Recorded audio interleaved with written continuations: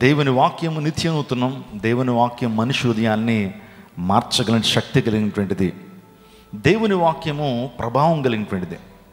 రెండంచుల ఖడ్గము కంటేను పదునుగా ఉండి ప్రాణాత్మలను మూలుగులను విభజించినంత వరకు దూరుచు హృదయం యొక్క తలంపులను ఆలోచనలను పరిశోధించేది దేవుని వాక్యం. దేవుని వాక్యాన్ని సాత్వికంతో మనము అంగీకరించాలి. 119వ కీర్తన 130వ చరణంలో, నీ వాక్యం వెల్లడి అగుడుతోడనే నాకు వెలుగు కలుగును, అవి తెలివిలేని వారికి తెలివి కలిగించును. దేవుని వాక్యం వెల్లడి అగుడుతోడనే వెలుగు కలుగుతుంది. అది జ్ఞానం లేనిటువంటి వారికి, తెలివి లేనిటువంటి వారికి అదేమిస్తుందట? జ్ఞానాన్ని, తెలివినిస్తుంది. దేవుని వాక్యాన్ని వింటున్నప్పుడు మీ యొక్క జీవితాల్లో ఆంతరంగికమైనటువంటి మార్పు, రూపాంతర అనుభవాన్ని, కొన్ని సందర్భాల్లో ఏ నిర్ణయాలు మనం తీసుకోవాలో తెలియనటువంటి పరిస్థితుల్లో దేవుని వాక్యం మనకు మార్గనిర్దేశకత్వాన్ని సూచిస్తుంది. ప్రపంచంలో చాలా మత గ్రంథాలు ఉన్నప్పటికీ దేవుని వాక్యము జీవితాన్ని ఎలా కట్టుకోవాలో తెలుపుతుంది. దేవుని వాక్యము పాపాన్ని ఎలా జయించాలో తెలుపుతుంది. దేవుని వాక్యము నిత్య జీవాన్ని ఏ విధంగా పొందుకోవాలో దేవుని వాక్యం మనకు తెలుపుతుంది. అందుని బట్టి ప్రపంచంలో దేవుడిచ్చిన చాలా బహుమానాల్లో శ్రేష్టమైన బహుమానము దేవుని వాక్యం. హల్లెలూయా. దేవదేవుడు చాలా బహుమానాలు మానవ జాతికి ఇచ్చాడు. అందులో ప్రాముఖ్యమైనటువంటి శ్రేష్టమైన బహుమానం ఏంటంటే దేవుని వాక్యం. దేవుని వాక్యం వెల్లడి అగుడుతోడనే వెలుగు కలుగుతుంది. దేవుడు తన వాక్కును పంపించి వారిని బాగు చేశాను అనే మాట ఉంది. God sends his word and heels people. దేవుడు తన వాక్కును పంపించి తన ప్రజలను ఏం చేస్తాడు? బాగు చేస్తాడు, ఆదరిస్తాడు. ఇంకో మాటలో చెప్పాలంటే ధైర్యపరుస్తాడు, వారిని విజయ శిఖరాలకి అధిరోహింపజేస్తుంటాడు. దేవుని వాక్యం ఆదియందు వాక్యముండెను, ఆ వాక్యము దేవుని యొద్దుండెను, ఆ వాక్యమే దేవుడై ఉండెను. 14వ వచనం, ఆ వాక్యమే శరీరధారిగా కృపా సత్య సంపూర్ణుడిగా మన మధ్య నివసించి. The word came in to flesh and dwelt among us. ఏ వాక్యము ద్వారా అయితే సర్వప్రపంచం నిర్మాణమైనయో, ఏ వాక్యమైతే నీకు నాకు రూపునిచ్చిందో, ఏ వాక్యము ద్వారా అయితే అంతరిక్షములు కలిగినాయో, ఆ వాక్యమే శరీరధారిగా శరీరం వేసుకుని రక్తమాంసాలు ధరించి ఈ లోకానికి వచ్చింది. ఆ వచ్చినటువంటి ఆ గొప్ప దేవుడు ఎవరో కాదు, మన ప్రభువైన యేసుక్రీస్తు ప్రభువారు. అందును బట్టే మన యొక్క భారతదేశంలో హైందవ తాత్వికవేత్త అయినటువంటి స్వామి వివేకానంద అంటాడు, ఆది శబ్ద బ్రహ్మస్వరూపము యేసుక్రీస్తు. ఆది శబ్ద బ్రహ్మస్వరూపం యేసుక్రీస్తు. యేసు ప్రభువారు వాక్యమైనటువంటి దేవుడు. ఆ వాక్యమైనటువంటి దేవుడు శరీరధారిగా ఈ లోకానికి అర్థించాడు. దేవుడు శక్తి మాత్రమే కాదు. చాలామంది దేవుడు అనేటువంటి వాడు ఆయన శక్తి అండి, ఆది పరాశక్తి అండి, ఏదో శక్తి ఉంది సార్, ఏదో పవర్ ఉందండి ప్రపంచంలో అని మాట్లాడుతుంటారు. దేవుడు శక్తి మాత్రమే కాదు, ఆయన వ్యక్తి అయి ఉంటాడు. స్తోత్రం చెప్పండి. హల్లెలూయా. శక్తితో ఏనాడు కూడా సంబంధ బాంధవ్యాలు ఏర్పాటు చేసుకోలేవు. ఒక ఎలక్ట్రిక్ పవర్తో ఏమైనా సంబంధ బాంధవ్యం ఏమైనా ఉంటుందా? ఎలక్ట్రిక్ పవర్కి ఏదన్నా ఎమోషన్స్ ఉంటాయా? భావోద్వేగాలు ఉంటాయా? ఒక మనిషి మాత్రమే మరొక మనిషిని అర్థం చేసుకోగలడు. అందును బట్టి దేవదేవుడు వాక్యమైనటువంటి దేవుడు, శబ్దమైనటువంటి దేవుడు, ఆయన శరీరధారిగా వచ్చాడు. ఆయన మన ప్రభువైన యేసుక్రీస్తు ప్రభువారం. ఉదయకాల సమయంలో దేవుని వాక్యాన్ని మనం ధ్యానం చేద్దాం. ప్రపంచంలో ఒక వ్యక్తి ద్వారా వెలుగు పుట్టిందండి. ఒక వ్యక్తి ద్వారా లైట్ అనేది ప్రపంచంలోకి వచ్చింది. మీలో చాలామంది తెలుసు, ఏ చిన్నపిల్లవాడిని అడిగినా చెప్తాడు, Thomas Alva Edison. Thomas Alva Edison అనేటువంటి వ్యక్తి ద్వారా ప్రపంచానికి లైట్ అనేది ఇంట్రడ్యూస్ చేయబడింది. నిజంగా ఆమె తల్లి చేసిన కన్నీటి ప్రార్థన, ఆమె తల్లి పేరు Nancy Matthew Elliot. Nancy Matthew Elliot. So ఆమె నిజంగా తన కుమారుడిని ఎంతో అద్భుత రీతిగా వాక్య రూపంలో, లేకపోతే వాక్యాన్ని అందిస్తూ పెంచిందండి. అందుని బట్టి ఆ వ్యక్తి ఉన్నతమైన స్థానానికి చేరుకోగలిగాడు. స్కూల్కి వెళ్ళాడట థామస్ ఆల్వా ఎడిసన్. వాస్తవానికి is a special child. Thomas Alva ఎడిసన్కి ఆ మైండ్ అంతగా అందరి విద్యార్థుల వల్ల, అందరి పిల్లల వల్ల ఉండదు. ఆ వ్యక్తి అందరికంటే కొద్ది స్లో ఉంటాడు. ఓ మాటలో చెప్పాలంటే అంత జ్ఞానము, అంత తెలివితేటలు ఉన్నటువంటి బిడ్డ ఏం కాదు. స్కూల్కి వెళ్తానట, స్కూల్లో ఉన్నటువంటి టీచర్ అందట ఒక లెటర్ రాసి పంపించింది. మీ తల్లికి, మీ పేరెంట్స్కి అని స్కూల్లో టీచర్ పంపిస్తే నేరుగా తీసుకొచ్చి తల్లి చేతిలో పెట్టాడు. అందులో ఏముందంటే, మీ పిల్లాడికి మేము చదువు చెప్పలేకపోతున్నాం, వాడు క్యాచ్ చేయలేకపోతున్నాడు, అందరూ ముందుకు వెళ్ళిపోతున్నారు, మీ వాడు వెనక అయిపోతున్నాడు. అందుని బట్టి you better change the school. దయచేసి మీ యొక్క పిల్లవాడిని ఇంక పంపించొద్దు, వేరే స్కూల్లో జాయిన్ చేసేయండి అన్నప్పుడు నిజంగా ప్రభు సందుకెళ్ళి కన్నీరు కార్చింది. నా కుమారుడికి జన్యుపరమైనటువంటి లోపం ఉంది, అందరి వల్ల యాక్టివ్గా లేడు అని దేవుని సందులోకి వెళ్ళి కన్నీరు కార్చుకుని, ప్రభువా నా కుమారుని దీవించయ్యా, బుద్ధియు జ్ఞానము సర్వసంపదను ఏందే గుప్తంలో ఉన్నాయని నీ లేఖనాలు సెలవిస్తున్నాయి. మీలో ఎవరికైతే జ్ఞానం కొద్దుగా ఉన్నదో వాడు దేవుణ్ణి అడుగువలని లేఖనం సెలవిస్తుంది. కాబట్టి అయ్యా నా కుమారుడికి నీవే జ్ఞానాన్ని ఇవ్వండి అయ్యా. ఏ స్కూల్ యాజమాన్యం అయితే, ఏ స్కూల్ టీచర్ అయితే వీడు ఎందుకు పనికిరన్నాడో అందరిలో కూడా వీడు తలెత్తయ్యా అని చెప్పి తన యొక్క కుమారుడైనటువంటి థామస్ ఆల్వా ఎడిసన్కి తనే విద్యాబుద్ధులు చెప్పడం ప్రారంభించింది. స్కూలుకు పంపించకుండానే మ్యాథమెటిక్స్, ఫిజిక్స్, కెమిస్ట్రీ ఇవి ఇంట్లోనే చెప్పడం ప్రారంభించింది. దేవుని శిక్షలో, దేవుని బోధలో పెంచిందండి. దేవుని వాక్యాన్ని ముందు అన్నిటికంటే దేవుని వాక్యాన్ని బోధించింది. ఆ వ్యక్తి ప్రపంచ స్థితినే మార్చేశాడు, ప్రపంచ గతినే మార్చేశాడు. ఈ ప్రపంచంలో లైట్తో పాటు అనేకమైనటువంటి ఆవిష్కరణలు చేసినటువంటి గొప్ప శాస్త్రవేత్త థామస్ ఆల్వా ఎడిసన్ మీరు చూస్తున్నారు. ఆమె తల్లిని మీరు చూస్తున్నారు. ఆమె పేరు నాన్సీ మాథ్యూ ఎలియట్. తను చేసినటువంటి ప్రార్థన, కుమారుని పెంచినటువంటి విధానాన్ని బట్టి ప్రపంచానికే దీవెనకరంగా మార్చబడి అతను అంటాడు, నేను వాక్యము ద్వారా వెలిగించబడి ఇప్పుడు ప్రపంచాన్ని వెలిగిస్తున్నాను అంటాడు. గట్టిగా చప్పలు కొడుతూ దేవుని మహిమపరచండి. చాలామంది అనుకుంటారు దేవుని వాక్యం చదవటం ద్వారా, దేవుని వాక్యాన్ని వినటం ద్వారా మాకు ఏం ప్రయోజనం కలుగుతుంది? ఇది మతపరమైనటువంటి బోధే తప్పించి మా యొక్క దైనందిన జీవితాల్లో ఈ వాక్యం ఏ విధంగా ఉపయోగపడుతుంది, ఈ వాక్యం ఏ విధంగా మా నిర్ణయాలు తీసుకోవడం ఉపయోగపడుతుందని చాలామంది దురభిప్రాయాన్ని కలిగి ఉంటారు. దేవుని వాక్యాన్ని వినటం ద్వారా నీ అంతరంగము మార్చబడుతుంది. మంచి డెసిషన్స్ నువ్వు తీసుకోగలుగుతావు. You can make good decisions by listening the true word of God. దేవుని వాక్యాన్ని వినటం ద్వారా మంచి నిర్ణయాలు నువ్వు తీసుకోగలుగుతావు. నేను ఈ రోజున ఒక ప్రత్యేకమైన న్యాయాధిపతి గురించి మీతో మాట్లాడడానికి ఇష్టపడుతున్నాను. బైబిల్ గ్రంథంలో సుమారుగా 15 మంది న్యాయాధిపతులు మనం చూస్తూ ఉంటాం. న్యాయాధిపతులు, దేవాదేవుడు ఇశ్రాయేల్ ప్రజల్ని వారిని నడిపించడం కొరకు న్యాయాధిపతులని దేవుడు ఏర్పాటు చేసుకున్నాడు. అంటే రాజుల్ని ఏర్పాటు చేయ క్రితమే న్యాయాధిపతులు ఏర్పాటు చేయబడ్డారు. అందులో ఒక న్యాయాధిపతి గురించి మీతో మాట్లాడడానికి నేను ఇష్టపడుతున్నాను. ఆ న్యాయాధిపతి పేరు యొఫ్తా. చెప్పండి అందరూ కూడా, ఆ న్యాయాధిపతి పేరు ఏంటి? యొఫ్తా. ఇతని జీవితంలోంచి కొన్ని శ్రేష్టమైనటువంటి పాఠాలు మనం నేర్చుకునబోతున్నాం. If you can study every person life is a lesson. నువ్వు నేర్చుకోగలిగితే ప్రతి వ్యక్తి జీవితంలోంచి కొన్ని ప్రాముఖ్యమైన పాఠాలు నువ్వు నేర్చుకోగలుగుతావు. ఈరోజు యొఫ్తా జీవితంలోంచి మనం కొన్ని పాఠాలు మనం నేర్చుకునబోతున్నాం. యొఫ్తా జీవితం ఇక్కడున్న ప్రతి ఒక్కరికి కూడా అప్లై అవ్వబోతూ ఉంది. నేను చెప్పేటువంటి ఈ వాక్య సందేశం కూర్చున్న ప్రతి ఒక్కరి జీవితాల్లో కూడా అతని జీవితం మనల్ని ప్రభావితం చేయబోతూ ఉంది. His life is going to be influenced. మన జీవితాన్ని ఇన్ఫ్లుయెన్స్ చేయబోతూ ఉంది. యొఫ్తా జీవితం అనేటువంటిది ఈ was not Born with gold spoon. ఆ వ్యక్తి బంగారు స్పూన్తో వచ్చినటువంటి వాడు కాదు. ఎన్నో కష్టాలు గుండా వెళ్ళినటువంటి వాడు. ఒక రకంగా చెప్పాలంటే అందరూ ఆ వ్యక్తిని చేదరించుకున్నారు, అందరూ ఆ వ్యక్తిని ప్రక్కన పెట్టేశారు. ఇంకో మాటలో చెప్పాలంటే సొంత వారే ఆ వ్యక్తిని అభిమానించలేదు, గౌరవించలేదు, పైపెచ్చి ఎంతో అసహించుకున్నారండి. కానీ ఆ వ్యక్తిని దేవుడు నిలబెట్టి ఇశ్రాయేలు సమాజానికి గొప్ప న్యాయాధిపతిగా చేశాడు. ఎందుకు ఒక వ్యక్తిని ఉన్నతమైన స్థానానికి దేవుడు ఎందుకు నడిపిస్తాడనంటే అతని యొక్క అంతరంగిక స్వభావాన్ని బట్టి. మనుషులైతే పైరూపాన్ని లక్ష్య పెడతారండి. మనుషులైతే పైరూపాన్ని చూస్తారు, ఎత్తు, పొడవు, రంగు ఇవి చూస్తారు. కానీ దేవాదేవుడు అంతరంగిక సౌందర్యాన్ని చూస్తాడు. A man may see your exterior beauty but God will see your interior beauty. దేవుడు ఆంతరంగిక సౌందర్యాన్ని చూసి దేవుడు కార్యాలు చేస్తాడు. నువ్వు దేవుని పట్ల నువ్వు తీసుకున్న నిర్ణయాలను బట్టి దేవుడు అద్భుతాన్ని నీ జీవితంలో జరిగిస్తాడు. మనుషుడా, నువ్వు ఏ విత్తనాన్ని విత్తుతావో ఆ పంటను కోస్తావు. దేవుడు విక్రింపబడడు. God never be fooled. మనుషుడా, నువ్వు ఏ విత్తనాన్ని విత్తుతావో ఆ పంటను కోస్తావు. చూడండి, ఒక మాట చెప్పనండి, నీవు కోయాలి అంటే విత్తాలి. Got my point? నువ్వు కోయాలి అంటే విత్తాలి. నువ్వు విత్తావుంటే ఖచ్చితంగా కోస్తావు.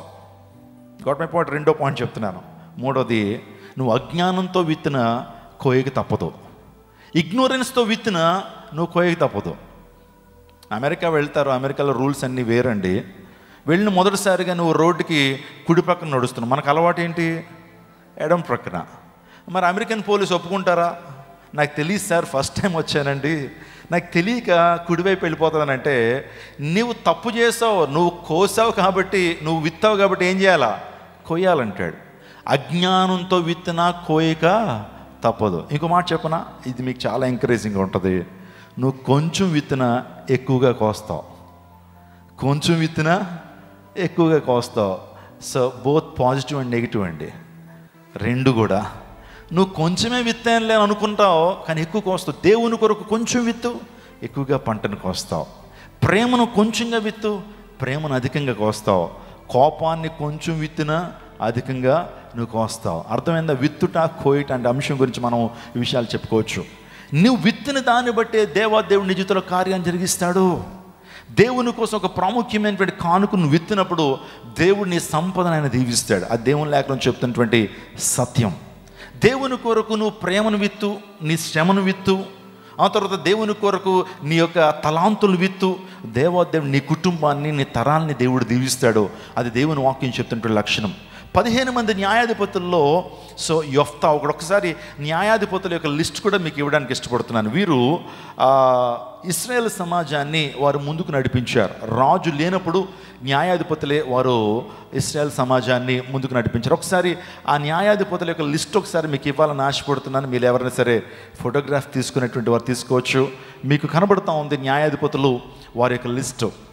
మనం జాగ్రత్తగా చూస్తే న్యాయాధిపతుల్లో శ్రేష్టమైనటువంటి వారు ఎవరనంటే కనుక చాలామంది ఉన్నారు.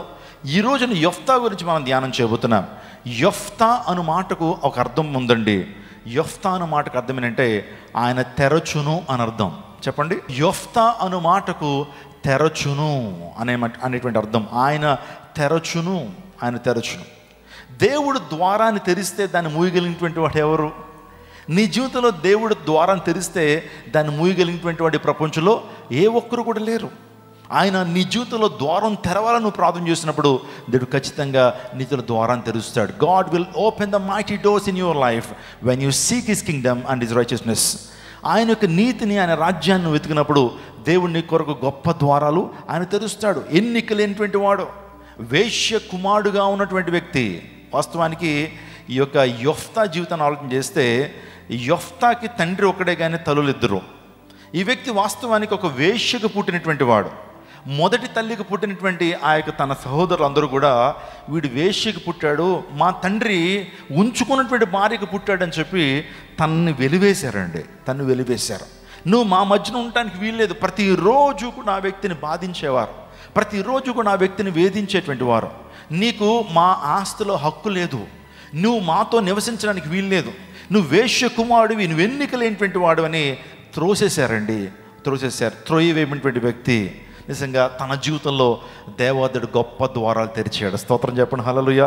ఒకవేళ నీ పుట్టుక, నీ యొక్క వంశము, లేకపోతే నీ నేపథ్యం సరిగ్గా లేకపోయినప్పటికీ నువ్వు దేవునితో నడిచే విధానాన్ని బట్టి దేవాదేవుడు నీ జీవితాన్ని ఏం చేస్తాడు? ఆయన మెరుగు చేస్తాడు, ఆయన మారుస్తాడు. ఆయన చేతిలో మన యొక్క జీవితాలు షేప్ చేయబడతాయి. ఆయన పరమకు మరి ఆయన చేతిలో మనం మంటి వారం కాబట్టి మనం ఆయనకి సమర్పించుకున్నప్పుడు నువ్వు ఏ స్థితిలో అయినా సరే ఉన్నా సరే, ఎటువంటి పరిస్థితుల్లో ఉన్నా సరే, ఎటువంటి కుటుంబ నేపథ్యం కలిగినటువంటి వ్యక్తివైనా సరే, నీ బ్యాక్గ్రౌండ్ ఏదైనప్పటికీ దేవుడు నిన్ను ఘనపరుస్తాడు. దేవుడు నీ జీవితంలో గొప్ప ద్వారాన్ని తెరుస్తాడు. ఉదయకాల సమయంలో నేను త్వరగా యొఫ్తా జీవితంలోంచి 3-4 అంశాలు మీతో మాట్లాడి మీ అందరి కొరకు ప్రత్యేకంగా ప్రార్థన చేయడానికి ఇష్టపడతా ఉన్నాను. మొదటగా న్యాయాధిపతులు 11వ అధ్యాయము 1-3 వచనాలు చదువుకుందాం. న్యాయాధిపతులు 11వ అధ్యాయము 1-3 వచనాలు మనం చదువుకుందాం. గిలాదు వాదుడైన యొఫ్తా పరాక్రమం గల బలాఢ్యుడు, అతడు వేశ్య కుమారుడు. గిలాదు యొఫ్తాను కనెను. గిలాదు భార్య అతనికి కుమారులను కనగా వారు పెద్దవారై యొఫ్తాతో నీవు అన్య స్త్రీకి పుట్టినవాడు గనుక మన తండ్రి ఇంట నీకు స్వాస్థ్యము లేదని యొఫ్తా తన సహోదరుల యొద్ద నుండి పారిపోయి తోబు దేశమున నివసింపగా అల్లరి జనము యొఫ్తా యొద్దకు వచ్చి అతనితో కూడా సంచరించుచుండెను. చూడండి, యొఫ్తా జీవితాన్ని మనం జాగ్రత్తగా ఆలోచన చేస్తే హి వాజ్ ఎ రిజెక్టెడ్ పర్సన్. ఆ వ్యక్తి తృణీకరించబడినటువంటి వాడు. తృణీకరించినటువంటి వాడు. తండ్రి ఒకడే, తల్లులు ఇద్దరు కలిగినటువంటి యొఫ్తా ఒక వేశ్య కొడుకు. కానీ తన జీవితంలో టోబు దేశానికి వెళ్ళిపోయాడండి. వారి హెరాస్మెంట్ తట్టుకోలేక, వారు బాధిస్తున్నటువంటి ఆ బాధను తట్టుకోలేక అక్కడి నుంచి టోబు దేశానికి వెళ్ళిపోయాడు. కానీ దేవుణ్ణి మర్చిపోలేదు, దేవుణ్ణి విడిచిపెట్టలేదు. టోబు దేశానికి వెళ్ళినా సరే దేవాదేవుడు తన పట్ల ప్రత్యేకమైనటువంటి కారణము అతని పట్ల దేవుడు కలిగి ఉన్నాడు. ప్రత్యేకమైన ఉద్దేశాన్ని ప్రభు తన పట్ల కలిగి ఉన్నాడు. నీ జీవితం పట్ల కూడా దేవుడు ఒక ప్రత్యేకమైన ఉద్దేశాన్ని కలిగి ఉన్నాడు. నువ్వు కారణ జన్మురాలువి, నువ్వు కారణ జన్ముడివి. నీ జన్మకు కారణం ఉంది. చాలా సందర్భాల్లో అనుకుంటావు, నేను ఎందుకు పనికిరానిటువంటి వాడిని, నాకు వారికి వలె ధనం లేదు, వారికి వలె టాలెంట్స్ లేవు, వారికి వలె ఆస్తిపాస్తులు లేవు, వారికి వల్ల చక్కగా నేను మాట్లాడలేను అని కొన్ని సందర్భాల్లో మనం లో సెల్ఫ్ ఎస్టీమ్కి గురవుతుంటాం. నాకేమీ రాదు, నేనేమీ చేయలేను అనేటువంటి భావన మనలో కలుగుతూ ఉంటుంది. గుర్తుపెట్టుకో, దేవుడిని పట్ల ఒక ప్రత్యేకమైన ప్రణాళిక ఆయన కలిగి ఉన్నాడు. నువ్వు ఒక ప్రత్యేకమైన వ్యక్తివి దేవుని దృష్టిలో. దేవుడు నీ పట్ల ఒక ప్రత్యేకమైన కన్సర్న్ అని కలిగి ఉన్నాడు. God has a special concern on you, God has a purpose on you. దేవుడు నీ పట్ల ఒక ప్రత్యేకమైన ఉద్దేశాన్ని కలిగి ఉన్నాడు. నువ్వు కారణ జన్ముడివి. కారణ జన్ములు అంటే అనుకుంటాం, గాంధీ మహాత్ముడు కారణ జన్ముడండి అనుకుంటాం. ఆ తర్వాత అమెరికా దేశంలో అబ్రహాం లింకన్ కారణ జన్ముడండి.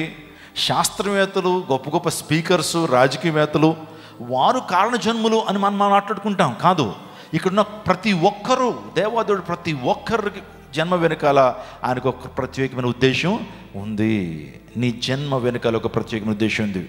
అనాలోచితంగా దేవుడు నిన్ను కలుగు చేయలేదు. అనాలోచితంగా దేవాదేవుడు ఈ లోకాన్ని నిన్ను పంపించలేదు.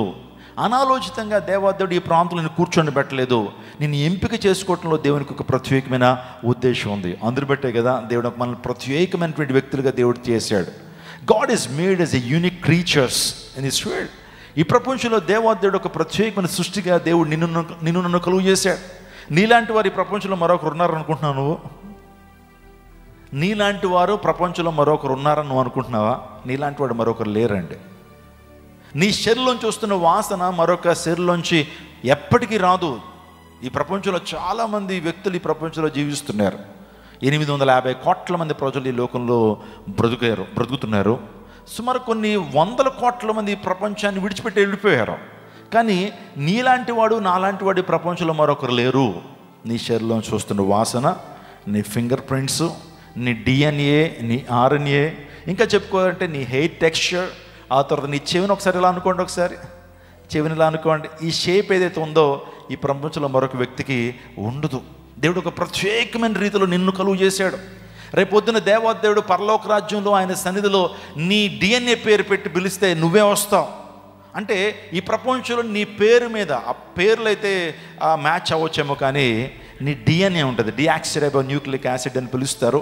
మన యొక్క జన్యువులు, మన యొక్క డిఎన్ఏ వేరు, మన బాడీలో చూస్తున్న స్మెల్ వేరు. దేవాదేవుడు ఇన్ని యూనిక్గా దేవుడు మనల్ని కలుగు చేసి ఉండాలి. ఆయన ఉద్దేశం ఏంటంటే ఒకే సమాచారాన్ని మనకి ఇస్తున్నాడు. నీ పట్ల నేను ఒక ప్రత్యేకమైనటువంటి కన్సర్న్ నేను కలిగి ఉన్నాను. నువ్వు కారణ జన్ముడివి. నీ జన్మకు కారణం ఉంది. అది ఎప్పుడు మనం గ్రహించగలుగుతామంటే దేవుని చిత్తాన్ని మనం తెలుసుకుని ఆయన ప్రకారం మనం జీవించినప్పుడు మన జన్మకు కారణం తెలుసుకుని గొప్ప దీవెన మనం పొందుకోగలుగుతాం. ఉదయకాల సమయంలో నా ప్రియ దేవజనాయకుమా, నీవు కూడా ఒకవేళ రిజెక్ట్ చేయబడుతున్నావా? నీవు కూడా ఒకవేళ అనేక మంది వ్యక్తి చేత చేతరించబడుతున్న వ్యక్తిగా ఉన్నావా? నీవు కూడా అనేక మంది వ్యక్తి చేత ప్రక్కన పెట్టబడుతున్న వ్యక్తి వల్లే ఉంటే కనుక నీకు ఒక శుభవార్త ఉంది. దేవుని యొక్క సన్నిధిలోంచి దేవాదేవుడు జ్ఞానులను సిగ్గుపరచడానికి దేవుడు వెర్రివారిని దేవుడు ఏర్పాటు చేసుకుంటాడు. జ్ఞానులను సిగ్గుపరచడానికి దేవుడు వెర్రివారిని ఏర్పాటు చేసి, బలవంతులను సిగ్గుపరచడానికి దేవుడు బలహీనులను దేవుడు ఏర్పాటు చేసుకుంటాడు. God always uses ordinary people to accomplish extraordinary tasks అన్నాడు ఒక భక్తుడు. అంటే దేవుడు ఏదైనా గొప్ప కార్యం దేవుడు జరిగించాలనుకున్నప్పుడు ఆయన అతి సామాన్యమైన వ్యక్తులను దేవుడు ఏర్పాటు చేసుకుని ఆయన గొప్ప కార్యాలు, శూర కార్యాలు ప్రభు జరిగిస్తాడట. Praise the Lord. ఈరోజున దేవాదేవుడు నిన్ను వాడుకోవడానికి ఆయన ఇష్టపడుతున్నాడు, నిన్ను దీవించడానికి ఆయన ఇష్టపడుతున్నాడు.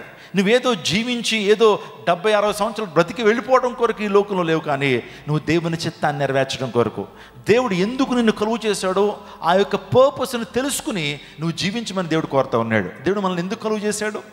Why did God create us? ఎందుకు మనం ఈ లోకంలో ఉన్నాం? ఎప్పుడు ఆలోచన చేస్తావా? వై ఐఎమ్ హియర్, నేను ఎందుకున్నాను? నేను ఎందుకు జీవిస్తున్నాను, ఏ పర్పస్ కొరకు ఈ లోకంలో ఉన్నానంటే విషయాన్ని ఎప్పుడైనా గమనించావా? Do you know the purpose of your life? Do you the meaning of your life? Do you know the destiny of your life? నీ జీవితానికి ఉన్న అర్థం, పరమార్థం, గమ్యం నీకు తెలుసా? చాలామంది గమ్యం లేకుండా, గురి లేకుండా జీవిస్తుంటారు. వారి జీవిత పరమార్థం తెలియకుండా బ్రతుకుతుంటారు. వారి జీవితానికి ఉన్న అర్థం తెలియకుండా బ్రతుకుతుంటారు. వారి డెస్టినీ వారికి తెలియదు.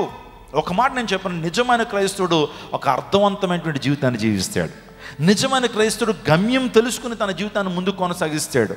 తన జీవితంలో అర్థరహితమైనటువంటి జీవితాన్ని మనం జీవించట్లేదు. స్తోత్రం చెప్పండి, హల్లెలూయా. లోకంలో ఉన్న వ్యక్తులకి మనకు ఉన్నటువంటి బేసిక్ డిఫరెన్స్ ఏంటంటే, లోకంలో ఉన్న వ్యక్తులకి they don't know meaning of their life, they don't know the purpose of their lives. వారికి ఉన్నటువంటి జీవితం యొక్క పరమార్థం వారికి తెలియదు, జీవితం కొన్నటువంటి అర్థం వారికి తెలియదు. కానీ మనం అర్థవంతమైనటువంటి జీవితాన్ని ప్రభువులో జీవిస్తున్నాం. హల్లెలూయా. మన గమ్యం మనకు తెలుసు కదా. ఏమవుతుంది మరణించిన తర్వాత అని అంటే, నువ్వు నిజంగా రక్షించబడిన వ్యక్తివైతే, యేసు ప్రభు రక్తంలోని ప్రతి పాపాన్ని కడుక్కున్న వ్యక్తివైతే, నీ గమ్యం చాలా క్లియర్గా నీకు కనబడుతుంది. నా గమ్యం నాకు తెలుసు. ఒకవేళ ఏనాడైనా సరే, ఈ క్షణాన్ని, ఈ రోజే నేను లోకాన్ని విడిచినా సరే, నా గమ్యం నాకు చాలా క్లియర్గా కనబడుతుంది. నా గమ్యం ఆయన రాజ్యం, నా గమ్యం దేవుని రాజ్యం. ఏ నాటికైనా సరే ఆ రాజ్యానికి వెళ్ళటమే నా ఆశయంగా నేను బ్రతుకుతా ఉన్నాను. ఈ లోకము ఒక మాయ, ఈ లోకము ఒక రకంగా చెప్పాలంటే, ఈ లోకము దాని ఆశలు గతించిపోతాయి, లోకము దాని ఆశలు గతించిపోతాయి. చెప్తున్న నేను ఒకనాటికి మరణిస్తాను, వింటున్న మీరు ఒకనాటికి మరణిస్తారు. కానీ మన గమ్యము ఏంటంటే పరలోక రాజ్యం.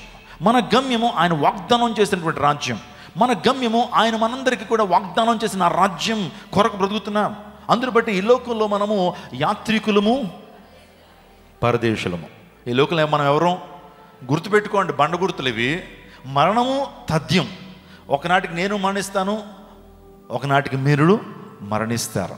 ఎవరన్నా సరే ఒక 50 సంవత్సరాలు భూమి మీద అలా దొర్లిపోయినాయి అనుకోండి, ఎంతమంది ఉంటాం? పెద్దవాళ్ళందరూ కూడా ఏమవుతారు? గతించిపోతారు కదండి. 50 సంవత్సరాల్లో ఈ కాంగ్రిగేషన్ అంతా కూడా మొత్తం కొత్త కాంగ్రిగేషన్ ఉంటుంది. ఇక్కడ మరణం అనేది తథ్యం. ఇంకొక మాట నేను చెప్తున్నాను, మరణం తర్వాత జీవితం అనేది తథ్యం. సో దేవుని రాజ్యం అనేటువంటిది కూడా అది తథ్యము. దేవుని రాజ్యం అనేటువంటిది ఉన్నదనే విషయాన్ని మీరు గమనించాలా. ఈ లోకంలో మన యాత్రికులు, పరదేశులం. విసర్జించిన రాయి మూలకు తలరాయి అన్నట్లు యుద్ధంలో నిజంగా ఇశ్రాయేలీయులకి దిక్కెవరయ్యారు తెలుసండి? యెఫ్తాయే దిక్కయ్యాడు.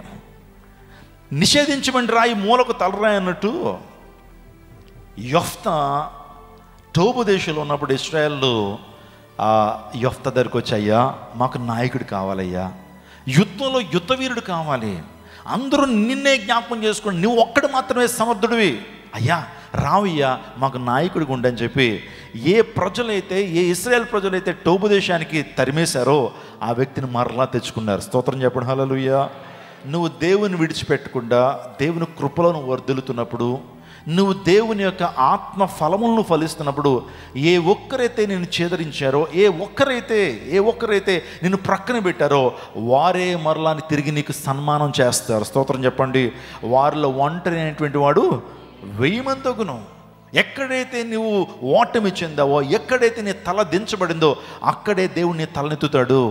ఇశ్రాయేల్ సమాజం అంతా కూడా యెఫ్తా దగ్గరికి వచ్చి, నీవే మాకు నాయకుడిగా ఉండాలి, నీవే యుద్ధాన్ని ముందుకు నడిపించాలి, నీవు వస్తేనే తప్ప ఇశ్రాయేల్కి విజయం సంప్రాప్తించదని యెఫ్తాను కోరుకుంటే, నిజంగా యెఫ్తా వారికి న్యాయాధిపతిగా, యుద్ధవీరుడిగా ఉండటానికి ఒప్పుకోవడం జరిగింది. ఒక మాట నేను చెప్పనండి, ఒకవేళ నీ జీవితంలో కూడా రిజెక్ట్ చేయబడిన వ్యక్తి వలె ఉంటే, దేవుడు నీ తలను ఈరోజు పైకి ఎత్తబోతున్నాడు. హల్లెలూయా. హన్నా జీవితాన్ని ఆలోచన చేస్తే, హన్నా కూడా రిజెక్ట్ చేయబడిందండి, చేదరించబడింది. ఎందుకు తెలుసా? తన యొక్క గొడ్రాలితనాన్ని బట్టి, తనకి పిల్లలు లేకపోవడం ద్వారా నిజంగా తన సవితి ఎంతగానో బాధించింది, తన సవితి ఎంతగానో హ్యూమిలియేట్ చేసింది, ఎంతగానో హృదయం నొప్పించేలా మాట్లాడింది, సూటిపోటి మాటల ద్వారా ఎంతగానో బాధించబడింది. కానీ హన్నా మాత్రం తను చేసింది ఏంటి తెలుసా? యెఫ్తా ఏ విధంగా దేవుని పాదాలు వదలలేదో, యెఫ్తా ఏ విధంగా ప్రార్థన చేసి, ప్రభువా నీ చిత్తం నా జీవితంలో ఏంటని ప్రభు సన్నిధిలో గోజాడాడో, హన్నా కూడా సిలోహులోకి వచ్చి ప్రభు పాదాలు పట్టుకుంది. ఒకవేళ నీవు కూడా ఏదో కొరతతో ఈ ప్రాంతానికి వచ్చి ఉండొచ్చు. ఒకవేళ నీకు పిల్లలేని పరిస్థితుల్లో చీదరించబడిన వ్యక్తి వల్ల నువ్వు ఉన్నట్లయితే ప్రభు పాదాలు పట్టుకో, దేవుని సన్నిధికి రా, దేవుని సన్నిధిలో గోజాడు, ప్రార్థించు, ఆయన చిత్తాన్ని నెరవేర్చు. హన్నాకు దేవదేవుడు శ్రేష్టమైన కుమారుని ఇచ్చినట్లుగానే దేవదేవుడు నీ నోటి నిండా నవ్వు ఉంచుతాడు. స్తోత్రం చెప్పండి హల్లెలూయా.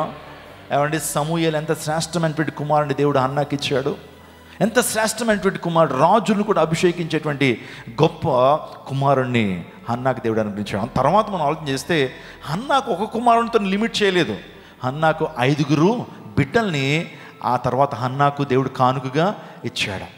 నీ జీవితంలో ఇప్పుడు చీదరించబడుతున్నప్పుడు, నీ జీవితంలో కూడా అనేక మంది నిన్ను ప్రక్కన పెడతా ఉన్నప్పుడు ప్రభు సన్నిధికి రా, ప్రభు పాదాలు పట్టుకో. యేసయ్య పాదాల దగ్గర నీకు విజయం ఉంది, యేసయ్య పాదాల దగ్గర నీకు స్వస్థత ఉంది, యేసయ్య పాదాల దగ్గర అద్భుతం ఉంది. స్తోత్రం చెప్పండి హల్లెలూయా. ఆయన సర్వశక్తిమంతుడు కాబట్టి నీ జీవితంలో గొప్ప కార్యం జరిగించగలడు. కృంగిపోవద్దు. యెఫ్తాను దేవుడు ఏ విధంగా నిలబెట్టాడో నిన్ను కూడా దేవుడు నిలబెడతాడు. హన్నాను ఏ విధంగా దేవదేవుడు తన తల పైకెత్తాడో నిన్ను కూడా ఈరోజు ఉదయకాల సమయంలో దేవుడు పైకి నిలబెట్టబోతున్నాడు. యెషయా గ్రంథము 41వ అధ్యాయము, యెషయా గ్రంథము 41వ అధ్యాయము 14-15 వచనాలు త్వరగా చూద్దాం. యెషయా గ్రంథము 41వ అధ్యాయము 14-15 వచనాలు.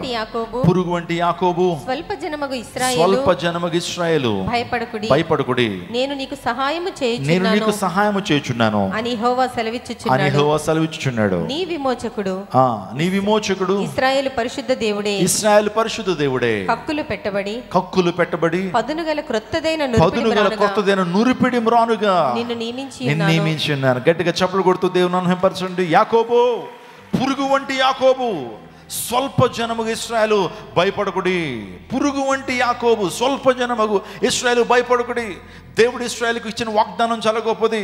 పురుగు వంటి వాడే యాకోబు, కానీ యాకోబును గొప్ప జనాంగంగా దేవుడు చేశాడు.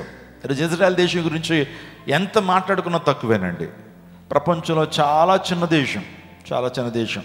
మీకు అనంతపూర్ ఏదన్నా తెలిస్తే కనుక అనంతపూర్ అంత ఉంటుంది ఇజ్రాయెల్ దేశం అంతా కూడా. మొత్తం జనాభాను మనం లెక్కగడితే 98 లక్షలు ఉంటారండి. కానీ ప్రపంచాన్ని ఈ రోజున శాసిస్తున్నటువంటి దేశం, ప్రపంచ దృష్టిని ఆకర్షిస్తున్నటువంటి దేశం ఇజ్రాయేలీలు, దేవుని ప్రజలు. ఆ దేశం యొక్క పుట్టు పూర్వోత్తరాలన్నీ కూడా మనం దేవుని యొక్క లేఖనాల్లో మనం చూడగలుగుతాం. ఒక సైంటిస్ట్ని అడిగారట, ఏమనంటే what you mean by Bible అని అంటే ఆ వ్యక్తి ఒకే మాట చెప్పాడు, యూదుడు అన్నాడట. బైబిల్ అంటే ఏంటి అని అడిగితే యూదుడు అన్నాడు. జూయిష్ పీపుల్, యూదుడు అన్నాడు. అంటే యూదుల యొక్క పుట్టు పూర్వోత్తరాలన్నీ కూడా ఎక్కడున్నాయి? దేవుని వాక్యం నుంచి వచ్చినాయి. అబ్రహాము సంతానం నుంచి, నిజంగా యాకోబు సంతానం నుంచి వచ్చినటువంటి వారి యొక్క పుట్టు పూర్వోత్తరాలు, దేవుడు వారి పట్ల ఎటువంటి ప్రణాళిక కలిగి ఉన్నాడో, దేవుడు వారి పట్ల ఎటువంటి కార్యాలు చేశాడో బైబిల్ గ్రంథంలో చాలా క్లియర్గా మనం చూస్తాం. యూదుడు నిజంగా ఈనాటి సమాజంలో కూడా మనం చూస్తున్నప్పుడు, మన రీసెంట్గా ఒక ఆర్టికల్ బాగా ట్రెండింగ్ అయిందండి. అనేక మంది స్టేటస్లో కూడా పెట్టుకున్నారు, ఆల్ ఐస్ ఆన్ రాఫా. విన్నారా మీరు ఇది? All eyes on Rapha. ప్రపంచంలో ఉన్న మోస్ట్ వెల్ నోన్ సెలబ్రిటీస్ అందరూ కూడా వారి స్టేటస్గా ఆల్ ఐస్ ఆన్ రాఫా అనేటువంటి విషయాన్ని పెట్టుకోవడం జరిగింది. ఏంటి సందర్భం ఏంటంటే, ఇజ్రాయెల్ దేశం వెరీ పవర్ఫుల్ కంట్రీ అండి. ప్రపంచంలో గొప్ప శాస్త్ర విజ్ఞానం కలిగినటువంటి దేశం. అనేక మంది నోబెల్ లారెట్స్ ఉన్నటువంటి దేశం ఏదైనా ఉందంటే ఇజ్రాయెల్ దేశం. నోబెల్ ప్రైజ్ ఇస్తూ ఉంటారు కదండి. ఎక్కువగా నోబెల్ గ్రహీతలు ఉన్నటువంటి దేశం ఇజ్రాయెల్ దేశం. మనందరికీ కూడా ఆల్బర్ట్ ఐన్స్టీన్ అనేటువంటి వ్యక్తి మనందరికీ తెలుసు. ఫిజిక్స్ చదువుకున్నటువంటి వ్యక్తికి E = mc². సో శక్తికి నిర్వచనం ఇచ్చినటువంటి ఆల్బర్ట్ ఐన్స్టీన్ ఒక యూదుడు. ఇప్పటికీ కూడా అంత జ్ఞానం ఎలా వచ్చింది అతనికి? అతని మెదడుని ఇప్పటికీ కూడా ల్యాబొరేటరీలో పెట్టి మెదడుని పరీక్షిస్తున్నారట. ఇంత జ్ఞానం ఈ వ్యక్తికి ఎలా వచ్చిందని మెదడుని పరీక్షిస్తున్నారు. ఆ వ్యక్తి ఒక యూదుడిగా ఉన్నాడు. వారికి ఉన్నటువంటి యుద్ధ రంగంలో వారికి ఉన్న టెక్నాలజీ చాలా గొప్పదండి. వారి దగ్గర 2 ప్రాముఖ్యమైన టెక్నాలజీస్ పనిచేస్తున్నాయి వారి కొరకు. ఒకటి ఏంటంటే మనందరికీ తెలుసు, డేవిడ్ స్లింగ్ అంటారు. డేవిడ్ స్లింగ్ అంటే వారి దగ్గర ఉన్నటువంటి ఆ యుద్ధంలో వాడేటువంటి ఒక టెక్నాలజీ. ఇంకా మనం చెప్పాలంటే ఇంకా శ్రేష్టమైనటువంటి మనందరికీ తెలుసు, ఇజ్రాయేలీలకి ఏ దేశస్తులైనా సరే ఒక్కసారిగా వారి మీదకి క్షిపణులు వేసినా, బాంబర్స్ వేసినా ఆకాశంలోనే వాటిని తిప్పగలిగేటువంటి రాడార్ వ్యవస్థ వరకు ఉంది. మనకు తెలుసు, మీరు చూస్తున్నారు ఈ యొక్క ఐరన్ డోమ్ అనేటువంటిదిని చూస్తున్నారు మీరు. ఈ టెక్నాలజీ వారి దగ్గర ఉన్నప్పుడు ఏ దేశం కూడా వారిని ఏమీ చేయలేదు. ఎందుకంటే ఎవరైనా సరే, ఎవరిని సీక్రెట్గా పంపించినా సరే ఈ యొక్క యుద్ధంలో ఉన్నటువంటి ఆ సైనికులు ఏం చేయనక్కర్లా, ఈ ఐరన్ డోమ్ యుద్ధం చేస్తుంది. అంత టెక్నాలజీని ప్రపంచానికి అందించారు. భారతదేశానికి వెపన్స్ అందిస్తున్న దేశం కూడా ఇజ్రాయెలే. భారతదేశానికి 2 దేశాలు వెపన్స్ అందిస్తారు, ఒకటి రష్యా, ఇంకోటి ఇజ్రాయెల్. ఇలా చెప్పుకుంటూ పోతే ఇజ్రాయెల్ దేశంలో ఏం జరుగుతున్నా అది ప్రపంచ వార్తగా మారిపోతూ ఉంటుంది. ఇజ్రాయెల్ దేశంలో ఏం చిన్న గొడవ జరిగినా సరే అమెరికన్ ప్రెసిడెంట్ మాట్లాడతాడు. ఎందుకు అసలు ఈ దేశానికి ఇంత ప్రాబల్యం ఎలా వచ్చింది? ఈ దేశం గురించి ఎందుకు ప్రపంచం అంతా కూడా తర్జనలు బజ్జలు పడతారు? ఎందుకు ఈ దేశాన్ని ఇంతగా అందరూ కూడా అభిమానిస్తారు, ఇంతగా ద్వేషిస్తారు అని అంటే ఆలోచించేయండి. దేవుడిచ్చిన వాగ్దానం, దేవుని యొక్క అంత్యకాల వాగ్దానాలు, అంత్యకాల ప్రవచనాలన్నీ కూడా ఈ దేశం మీద ఆధారపడి ఉన్నాయి. ఈ దేశంలో ఏం జరుగుతుందో అది 2వ రాకడకు సూచనగా ఉంటాయి. మీరు ఆలోచించేయండి, బైబిల్ ప్రవచనాలన్నీ కూడా ఇజ్రాయెల్ దేశంలో జరిగిన ప్రతి కార్యానికి ముడిపెట్టబడి ఉన్నాయి. ఇజ్రాయెల్ దేశంలో యుద్ధం వచ్చినా అది దేవుని యొక్క ప్రవచనాలు నెరవేర్పనే విషయాన్ని జ్ఞాపకం చేస్తున్నాను.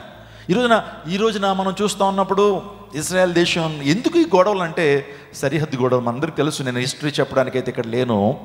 అక్కడ ఉన్నటువంటి ఆ ప్రాంతం మీకు అందరికీ తెలుసు. మౌంట్ మోరియా పర్వతం మీద అబ్రహాము తన కుమారుడు ఇస్సాకి బలి ఇవ్వడానికి తీసుకొచ్చినప్పుడు దేవోదేవుడు అబ్రహాంతో మాట్లాడినటువంటి ఆ స్థలమే ఈ రోజున ప్రపంచవ్యాప్తంగా చాలా, ఒక రకంగా చెప్పాలంటే వివాదాస్పదమైనటువంటి స్థలంగా మార్చబడింది. మహమ్మదీయులు అంటారు అది మా ప్రాంతం అంటారు, యూదులేమో మా ప్రాంతం అంటారు. ఈ సరిహద్దు గొడవల ద్వారా యుద్ధాలు జరుగుతున్నాయి.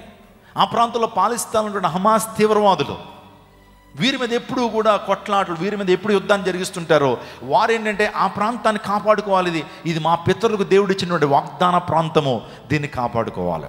ఆలోచన చేయండి. చాలామంది ఇజ్రాయెల్కి వ్యతిరేకంగా మాట్లాడుతున్న వ్యక్తులకి ఒక మాట చెప్తున్నాను. ఒకవేళ మీ స్థలాన్ని ఎవరన్నా 10 గజాలు పొరుగింటి వారు కానీ ప్రక్కనింటి వారు దోచుకోవాలని ప్రయత్నం చేస్తున్నారు అనుకోండి, ఒప్పుకుంటారా మీరు? ఇది మా ఆస్తి, మా పిత్రార్జితం, 1 గజం కూడా మేము ఇవ్వండి, ఈ కోర్టులకు వెళ్ళి పోరాడతారు. ఇప్పుడు ఇశ్రాయేల్ చేస్తుంది అదే. అయ్యా ఇది మా ప్రాంతం అయ్యా, మా యొక్క దేవుడు, మా యొక్క సైన్యములకు అధిపతికి దేవుడు ఈ ప్రాంతాన్ని మాకు వాగ్దానంగా ఇచ్చాడు. ఈ ప్రాంతాన్ని మేము ఏం చేసుకోవాలి? భద్రం చేసుకోవాలి. అక్టోబర్లో జరిగిన సంఘటన తెలుసు. హమాస్ తీవ్రవాదులు ఉదయాన్నేనండి వాళ్ళందరూ ఇలా మందిరానికి వెళ్ళి దేవుని ఆరాధన చేస్తున్నప్పుడు 7,000 ర్యాకెట్లతో దాడి చేశారు. 7,000 ర్యాకెట్లు పంపించారండి. పంపిస్తే ఇశ్రాయేలీలు దాన్ని త్రిప్పి కొట్టగలిగారు, కానీ కొన్ని ర్యాకెట్లను అయితే ఐరన్ డోమ్ కాయలేకపోయింది.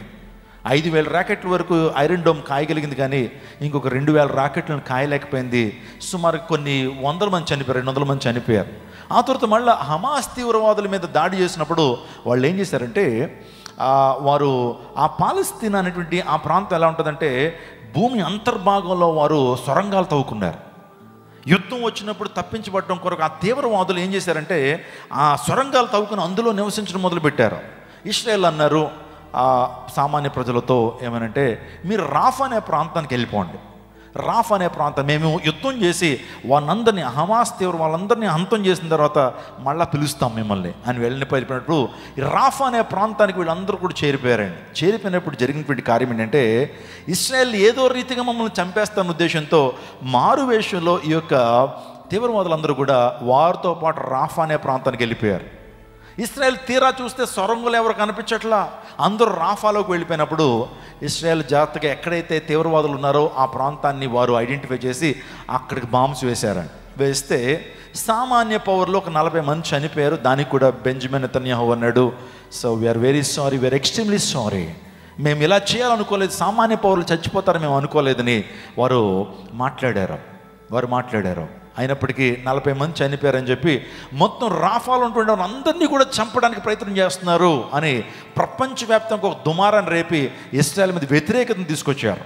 ఇది మనం అర్థం చేసుకోవాలి. నేను ఎందుకు ఈ మాటలని చెప్తున్నానంటే, పురుగు వంటి యాకోబు, స్వల్ప జనముగా ఇశ్రాయేలు, భయపడకుడి, ఇశ్రాయేల్ని కాపాడువాడు కునుకుడు నిద్రపోడు, రక్షింప నేరకుండా లేహవస్తము కొరచు కాలేదు, విన నేరకుండా చెవులు మందం కాలేదు. ఇప్పుడు ఆత్మీయ ఇశ్రాయేలుడిగా నీవు నేను ఉన్నా. అఫ్కోర్స్ జూయిష్ పీపుల్ ఇజ్రాయేల్గా పిలువబడుతున్నారు, కానీ నీవు నేను ఆత్మీయ ఇశ్రాయేలీలు. స్తోత్రం చెప్పండి. యేసు రక్తం చేత కడగబడినటువంటి వారందరం కూడా ఆత్మీయ ఇశ్రాయేలీయులమే. దేవుడు మనతో కూడా మాట్లాడుతున్నాడు, భయపడొద్దు, డు నాట్ బి అఫ్రైడ్, భయపడొద్దు, చిన్న మంద భయపడకుడి, నా ఆత్మ మీ మధ్య ఉంది కాబట్టి భయపడకుడి, మేలు చేయను ఉద్దేశించున్నాను కనుక భయపడకుడి. హల్లెలూయా. అందరి మాటలు చెప్పండి, మేలు చేయను ఉద్దేశించున్నాను కనుక భయపడకుడి. ఎందుకు భయపడుతున్నావు? భవిష్యత్తు గురించి భయమా? బిడ్డల గురించి భయపడుతున్న వారి భవిష్యత్తులో ఎలా ఉండబోతున్న భయం ఒక తల్లిగా నీకుందా? ఒకవేళ నీ జీవితంలో మంచిగా నేను చదువుకుంటున్నాను, రేపు ఉద్యోగం వస్తుందా? నేను యవ్వన కాలంలో దాటేస్తున్నాను, టీనేజ్ దాటేస్తున్నాను, మంచి జీవిత భాగస్వామి నాకు వస్తాడా? జీవితంలో భయంకరమైన పరిస్థితులు ఎదురవుతున్నాయి, ఆర్థికపరమైన ఇబ్బందులు, అప్పు చేశాను సమస్యలకు తీర్చబడాలని, కానీ అప్పులకు వడ్డీ పెరిగిపోతుంది, ఎలా కట్టాలంటే భయంతో ఒకవేళ ఈ ప్రాంతంలో కూర్చున్నావా? వివాహం అయింది, ఇంకా గర్భఫలం రావట్లేదు, నాకు వస్తుంది అనేటువంటి ఆ భయం నీలో ఉందా? ఏదో రకమైన భయంతో ఈ ప్రాంతాన్ని వచ్చి ఉండొచ్చేమోగా, ఏదో రకమైన భయంతో ఈ ప్రాంతంలో కూర్చున్నావేమో. దేవుడు నీతో మాట్లాడుతున్నాడు, మేలు చేయని ఉద్దేశించున్నాను కనుక భయపడొద్దు. హల్లెలూయా. నేను ఎప్పుడు కూడా 3 ప్రిన్సిపల్స్ ఎప్పుడు నమ్ముతానండి దేవుని వాక్యంలోంచి. ఒకటి ఏంటంటే, ఆల్వేస్ బీ థ్యాంక్ఫుల్. నీ జీవితంలో ఎప్పుడు కూడా దేవునికి కృతజ్ఞుడిగా ఉండు. ఈ రోజున ఈ మంచి జీవితాన్ని ప్రభు ఇచ్చాడు. నీకంటే చాలామంది వర్స్ట్ జీవితాన్ని జీవిస్తున్నారండి. 3 పూట్ల నువ్వు భోజనం చేస్తున్నావు, నువ్వు ఎంత ధనవంతుడో తెలుసా? నీ జీవితంలో ఒక మంచి గృహాన్ని నువ్వు కలిగి ఉన్నావు, ఆహారం నువ్వు తింటున్నావు, నిన్ను పలకరించేటువంటి వారు ఉన్నారు. ఈ రోజున ఈ 3 అంశాలు నీ జీవితంలో ఉన్నట్లయితే ప్రపంచంలో 80% ప్రజల కంటే నువ్వు గొప్పోడివి. నీకు ఒక చిన్న గృహం, ఏమన్నా అదొక సింగిల్ బెడ్రూమ్ కావచ్చు, లేకపోతే ఒక చిన్న గృహం నీకుండి 3 పూట్ల భోజనం చేసేటువంటి ఆ గొప్ప కృప నీకుండి, నిన్ను పలకరించడానికి ఒక వ్యక్తి నీకున్నా సరే, ఈ ప్రపంచంలో 80% ప్రజల కంటే నువ్వు గొప్పవాడివి. ఒక్కసారి మీ జీవితం యొక్క గొప్పతనం తెలుసుకోవాలంటే ఒకసారి హాస్పిటల్కి వెళ్ళండి, క్యాన్సర్ వార్డులకు వెళ్ళండి, ఐసీయూలోకి వెళ్ళండి, వెంటిలేటర్స్ మీద ఉన్నవారిని చూడండి. అప్పుడు దేవుడిని ఎంతగా దీవిస్తున్నాడో, దేవుడు ఎంతగా నిన్ను గణపరుస్తున్నాడో, నువ్వు ఎంత కృతజ్ఞురాలుగా ఉండాలో నీకు అర్థమవుతుంది. ఎప్పుడు కూడా మన కంపారిజన్ ఎప్పుడు కూడా పైన ఉన్నటువంటి వారిని చూస్తాం కాదు, నీకంటే అధమస్థితిలో ఉన్నటువంటి వ్యక్తులను చూసి దేవుని కృతజ్ఞత కలిగి జీవించు. కృతజ్ఞత చెప్పడం ద్వారా దేవుడు నీ స్థితిని మెరుగుపరుస్తాడు. స్తోత్రం చెప్పండి. స్తుతి, కృతజ్ఞత నీ జీవితాన్ని మెరుగు చేస్తుంది. రెండోదిగా మాట చెప్తున్నాను, so hope for tomorrow. Hope for tomorrow. రేపటిని బట్టి ఒక హోప్ని కలిగి ఉండు. నా దేవుడు గొప్పవాడు, నా దేవుడు సమర్థుడు. రిజెక్ట్ చేయబడినప్పుడు యెఫ్తానే దేవాదేవుడు దీవించి ఉన్నతమైన స్థానంలో నిలిపినటువంటి దేవుడు నన్ను కూడా దేవాదేవుడు దీవిస్తాడు, నా బిడ్డలను దేవుడు దీవిస్తాడు, నాకు మంచి దినాలు దేవుడు ప్రభు ఇవ్వబోతున్నాడు అంటే నిరీక్షణతో బ్రతకండి. ఎప్పుడు కూడా don't lose hope my dear brother, don't lose hope my dear sister. ఎప్పుడు కూడా నిరీక్షణ కోల్పోవద్దు. యెహోవా నాకు రక్షణ వెలుగు అన్నప్పుడు నేను ఎవరికి భయపడుతున్నాను, దేవుడు నాకు వెలుగును రక్షణ అన్నప్పుడు ఎవరికి భయపడుతుంది. ఈ వాగ్దానాలన్నీ కూడా మీరు చదువుతూ ధైర్యం తెచ్చుకోండి. Hope for tomorrow. ఒక నిరీక్షణ కలిగి జీవించండి. దేవుడు చేసిన అద్భుత కార్యాలన్నీ కూడా మననం చేసుకుంటూ ధ్యానం చేస్తూ ప్రభు నా జీవితంలో కూడా చేస్తాను నిరీక్షణతో ప్రభు సన్నిధికి రండి, ప్రభుని గణపరచండి. మూడోదిగా, don't wish that life is so easy. ఇది కూడా జ్ఞాపకం పెట్టుకోవాలి మీరు. జీవితం అనేది పూల పాన్పు కాదు. జీవితం అనేది సుఖమయాలమయం, సుఖ దుఃఖాలమయం. It's a combination of both happiness and sadness. గుర్తుపెట్టుకోండి, జీవితం ఎప్పుడు సాఫీగా ఉంటుందని అనుకోవద్దు. సడన్గా కొన్ని తుఫాన్లు రావచ్చు, సడన్గా కొన్ని సమస్యలు రావచ్చు, సడన్గా కొన్ని నిందలు రావచ్చు, కొన్ని అవమానాలు రావచ్చు, ప్రతికూల పరిస్థితులు రావచ్చు.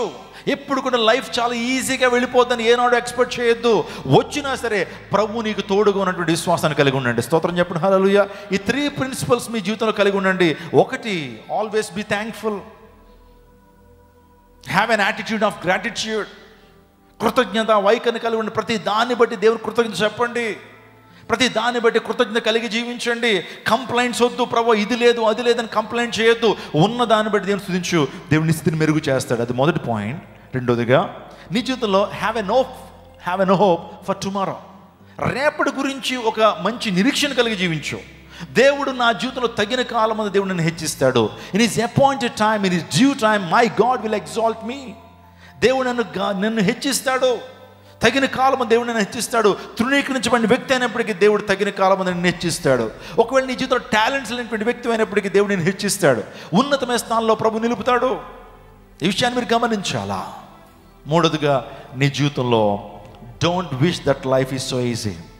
ఎప్పుడు కూడా జీవితం సాఫీగా ఉంటుందని అనుకోవద్దు. కొన్ని శ్రమలు రావచ్చు, కొన్ని ప్రతికూల పరిస్థితులు రావచ్చు, కొన్ని వ్యాధులు రావచ్చు, కొన్ని అనుకూల పరిస్థితులు నీ జీవితంలో కలగకపోవచ్చు, ప్రతికూల పరిస్థితులు నీ జీవితంలో ఏర్పడవచ్చు. కానీ అందులో దేవుని పట్ల విశ్వాసాన్ని కలిగి ఉన్నప్పుడు దేవుడు గొప్ప జయాన్ని ఇచ్చి ఆ యొక్క శ్రమలో దేవుడు తన చిత్తాన్ని పరిపూర్ణం చేస్తాడు. ఎన్నిక లేనివాడా భయపడవద్దు. ఒక చెప్పులు కుట్టుకునేటువంటి వ్యక్తి ఒక దేశ పరిస్థితిని మార్చాడని అంటే మనకు నిజంగా ఆశ్చర్యం కలుగుతుంది. విలియం కేరీ మనందరికీ తెలుసు కదండి. William Carey father of modern mission అని పిలుస్తారు విలియం కేరీని. మీరు చూస్తున్నారు, ఈ వ్యక్తి కుటుంబ నేపథ్యం చాలా చాలా హీనమైనటువంటి కుటుంబ నేపథ్యం. వాస్తవానికి ఇతని తల్లి ఇతని తండ్రి చిన్న బిజినెస్ చేసేవారు, చిన్న పని చేసేటువంటి వారు. అదేంటంటే చెప్పులు కుట్టుకునేటువంటి వారు. కానీ దేవాదేవుడు ఆ వ్యక్తిని ఎంపిక చేసుకున్నాడు. రిజెక్ట్ చేయబడిన వ్యక్తే, కానీ భారతదేశానికి పంపించబడ్డాడు మిషనరీగా. ఆ వ్యక్తి 1761 సంవత్సరం ఆగస్టు 17వ తారీఖున ఆ వ్యక్తి పుట్టడం జరిగింది. ట్రాన్స్లేటర్గా, సోషల్ రిఫార్మర్గా భారతదేశానికి వచ్చి 32 భాషల్లోకి బైబిల్ని తర్జుమా చేశాడు. స్తోత్రం చెప్పండి, హల్లెలూయా. 32 భాషలు నేర్చుకుని 32 భాషల్లోకి బైబిల్ తర్జుమా చేసినటువంటి వాడు. అనేక గొప్ప సంస్కరణలు చేశాడు. భారతదేశంలో మొట్టమొదటి యూనివర్సిటీని ఆయనే ప్రారంభించాడు, సెరంపూర్ యూనివర్సిటీ. న్యూస్ పత్రికను ఆయనే ప్రారంభించాడు. అసలు భారతదేశంలో అప్పుడు న్యూస్ పత్రిక ఎవరికి తెలియదండి. అసలు న్యూస్ పత్రిక అనేటువంటిది ఎవరికి తెలియదు, న్యూస్ పేపర్ ఎవరికి తెలియదు. కానీ ఈ వ్యక్తి సమాజంలో మనుషుల్లో ఆ యొక్క అవేర్నెస్ క్రియేట్ చేయాలి, సాంఘిక దురాచారాల మీద అవేర్నెస్ క్రియేట్ చేయాలా అనే ఉద్దేశంతో న్యూస్ పత్రికను ప్రారంభించినటువంటి విలియం కేరీ. ఆ తర్వాత స్త్రీ విద్యను ప్రోత్సహించినటువంటి, అన్నిటికంటే ప్రాముఖ్యంగా అతను వచ్చేటువంటి టైంలో భారతదేశంలో చాలా సాంఘిక దురాచారాలు ఉన్నాయండి, సోషల్ ఈవిల్స్. వాటిని సంస్కరించాడు, సత్యాన్ని వారికి బోధపరిచాడు. నేను ఒక మాట నేను చెప్తున్నాను, దేవుని వాక్యం సత్యవేద గ్రంథం. అందుని బట్టే దేవుని వాక్యం అనుసరించినటువంటి వాడు ఖచ్చితంగా విజయాన్ని సాధిస్తాడు. దానికి చిన్న ఎగ్జాంపుల్ చెప్పనా? మన భారతదేశంలో ఆర్యభట్ట అనేటువంటి ఒక శాస్త్రవేత్త ఉన్నాడు. ఆర్యభట్ట తెలుసండి మీకు? జీరోను కనిపెట్టినటువంటి వాడు. ఆ వ్యక్తి అంతరిక్షం మీద ఆనాడే పరిశోధనలు చేశాడు. ఎప్పుడు? 480 సంవత్సరంలోనే పరిశోధనలు చేశాడు. మరి ఎందుకు భారతదేశం చంద్రయాన్ని ఎంతకాలం పట్టింది? 480 సంవత్సరాలు. అప్పటికి అమెరికా దేశం లేదండి. అమెరికా దేశం ఎప్పుడు కనుగొనబడింది చెప్తారా? 1480లో, 1480 సంవత్సరంలో అమెరికా దేశం అనేది ఈ యొక్క ప్రపంచంలోకి మనం చూడగలుగుతాం. అప్పటి వరకు అమెరికా లేదు. కానీ భారతదేశం ఎప్పటి నుంచో ఉంది. కానీ ఎందుకు భారతదేశం చంద్రమండలం మీదకి మనిషిని పంపించలేకపోయింది? మొన్న రీసెంట్గా పంపించారు. వై? కారణం ఏంటి తెలుసా? భారతీయులకు ఉన్నటువంటి మూఢాచారాలు. భారతీయులు నమ్మలేదు సృష్టి వేరు సృష్టికర్త వేరని. వారికి అర్థం కావట్లా. భారతీయులు అనుకుంటున్నారు, మన దేశస్తులు, మన ప్రియులు, మన దేశస్తులు అనుకుంటుంది ఏంటంటే సృష్టికర్త ఒకళ్ళే. అర్థమవుతుందండి? చంద్రుడు దేవుడని నమ్మాం మనం, సూర్యుడు దేవుడని నమ్మాం, పంచభూతాల దేవుడని నమ్మి ఆ పంచభూతాల మీదకి మానవుని పంపించడం ఏంటి? ఆ చంద్రమండలం మీదకి మానవుని పంపిస్తే అపవిత్రం అయిపోదు, కల్మషం అయిపోదు, మన దేవునికి అవమానం కలుగు చేస్తామని చెప్పి ఈ యొక్క ఏవైతే సోషల్ ఈవిల్స్గా ఉన్నాయో, ఈ నమ్మకాలు ఏదైతే ఉన్నాయో మన దేశాన్ని అభివృద్ధి పదవులకు నడిపించలేకపోయాయి. కానీ అమెరికా దేశం కనుగొనబడి కొన్ని సంవత్సరాలు అయిప్పటికీ కానీ ఎన్ని ఆవిష్కరణలు చేశారు. ప్రపంచంలోనే అగ్రరాజ్యం ఎందుకు ఉందంటే అది బైబిల్ ఫాలో అవుతుంది కాబట్టి. సూటుగా చెప్పాలంటే సత్యాన్ని ఫాలో అవుతుంది కాబట్టి వారు అభివృద్ధి పదవుల ముందుకు నడిచారు. నువ్వు సత్యము ఎరుగునంత కాలము నువ్వు అంధకారంలోనే ఉంటావు, సత్యం ఎరుగునంత కాలం నువ్వు చీకట్లోనే బ్రతుకుతావు. భారతదేశంలో కూడా ఇంత అభివృద్ధి ఎలా వచ్చిందనంటే అనేక మిషనరీలు రావటం ద్వారా సాంఘిక దురాచారాలు రూపుమాపడ్డాయి. ఆ టైంలో బెంగాల్ అనే ప్రాంతంలో 1,58,000 మంది 1,58,000 మంది సతీ అనేటువంటి సాంఘిక దురాచారం ద్వారా మరణించారండి. ఆ స్త్రీలందరూ చనిపోవడానికి కారణం ఏంటి తెలుసా? మూఢనమ్మకం. చనిపోయిన తర్వాత భర్త చనిపోయిన తర్వాత భర్త చనిపోయిన తర్వాత స్త్రీ చనిపోవాలా, ఆమెకు స్వర్గం వైకుంఠం రావాలంటే భర్త కాలుతున్నటువంటి చితులు ఆమె కూడా చనిపోవాలంటే సాంఘిక దురాచారం భారతదేశంలో ఉంటే ఆ సాంఘిక దురాచారం ద్వారా చనిపోయినటువంటి వారు ఎంతమంది? కేవలం బెంగాల్ అనే ప్రాంతంలో 1,58,000 మంది స్త్రీలు చచ్చిపోయారండి. బతుకున్నటువంటి స్త్రీలను తీసుకెళ్ళి చితులు వేసి కాల్ చేసేవారు. ఆ టైంలో దేవుని వాక్యాన్ని ఎరిగినటువంటి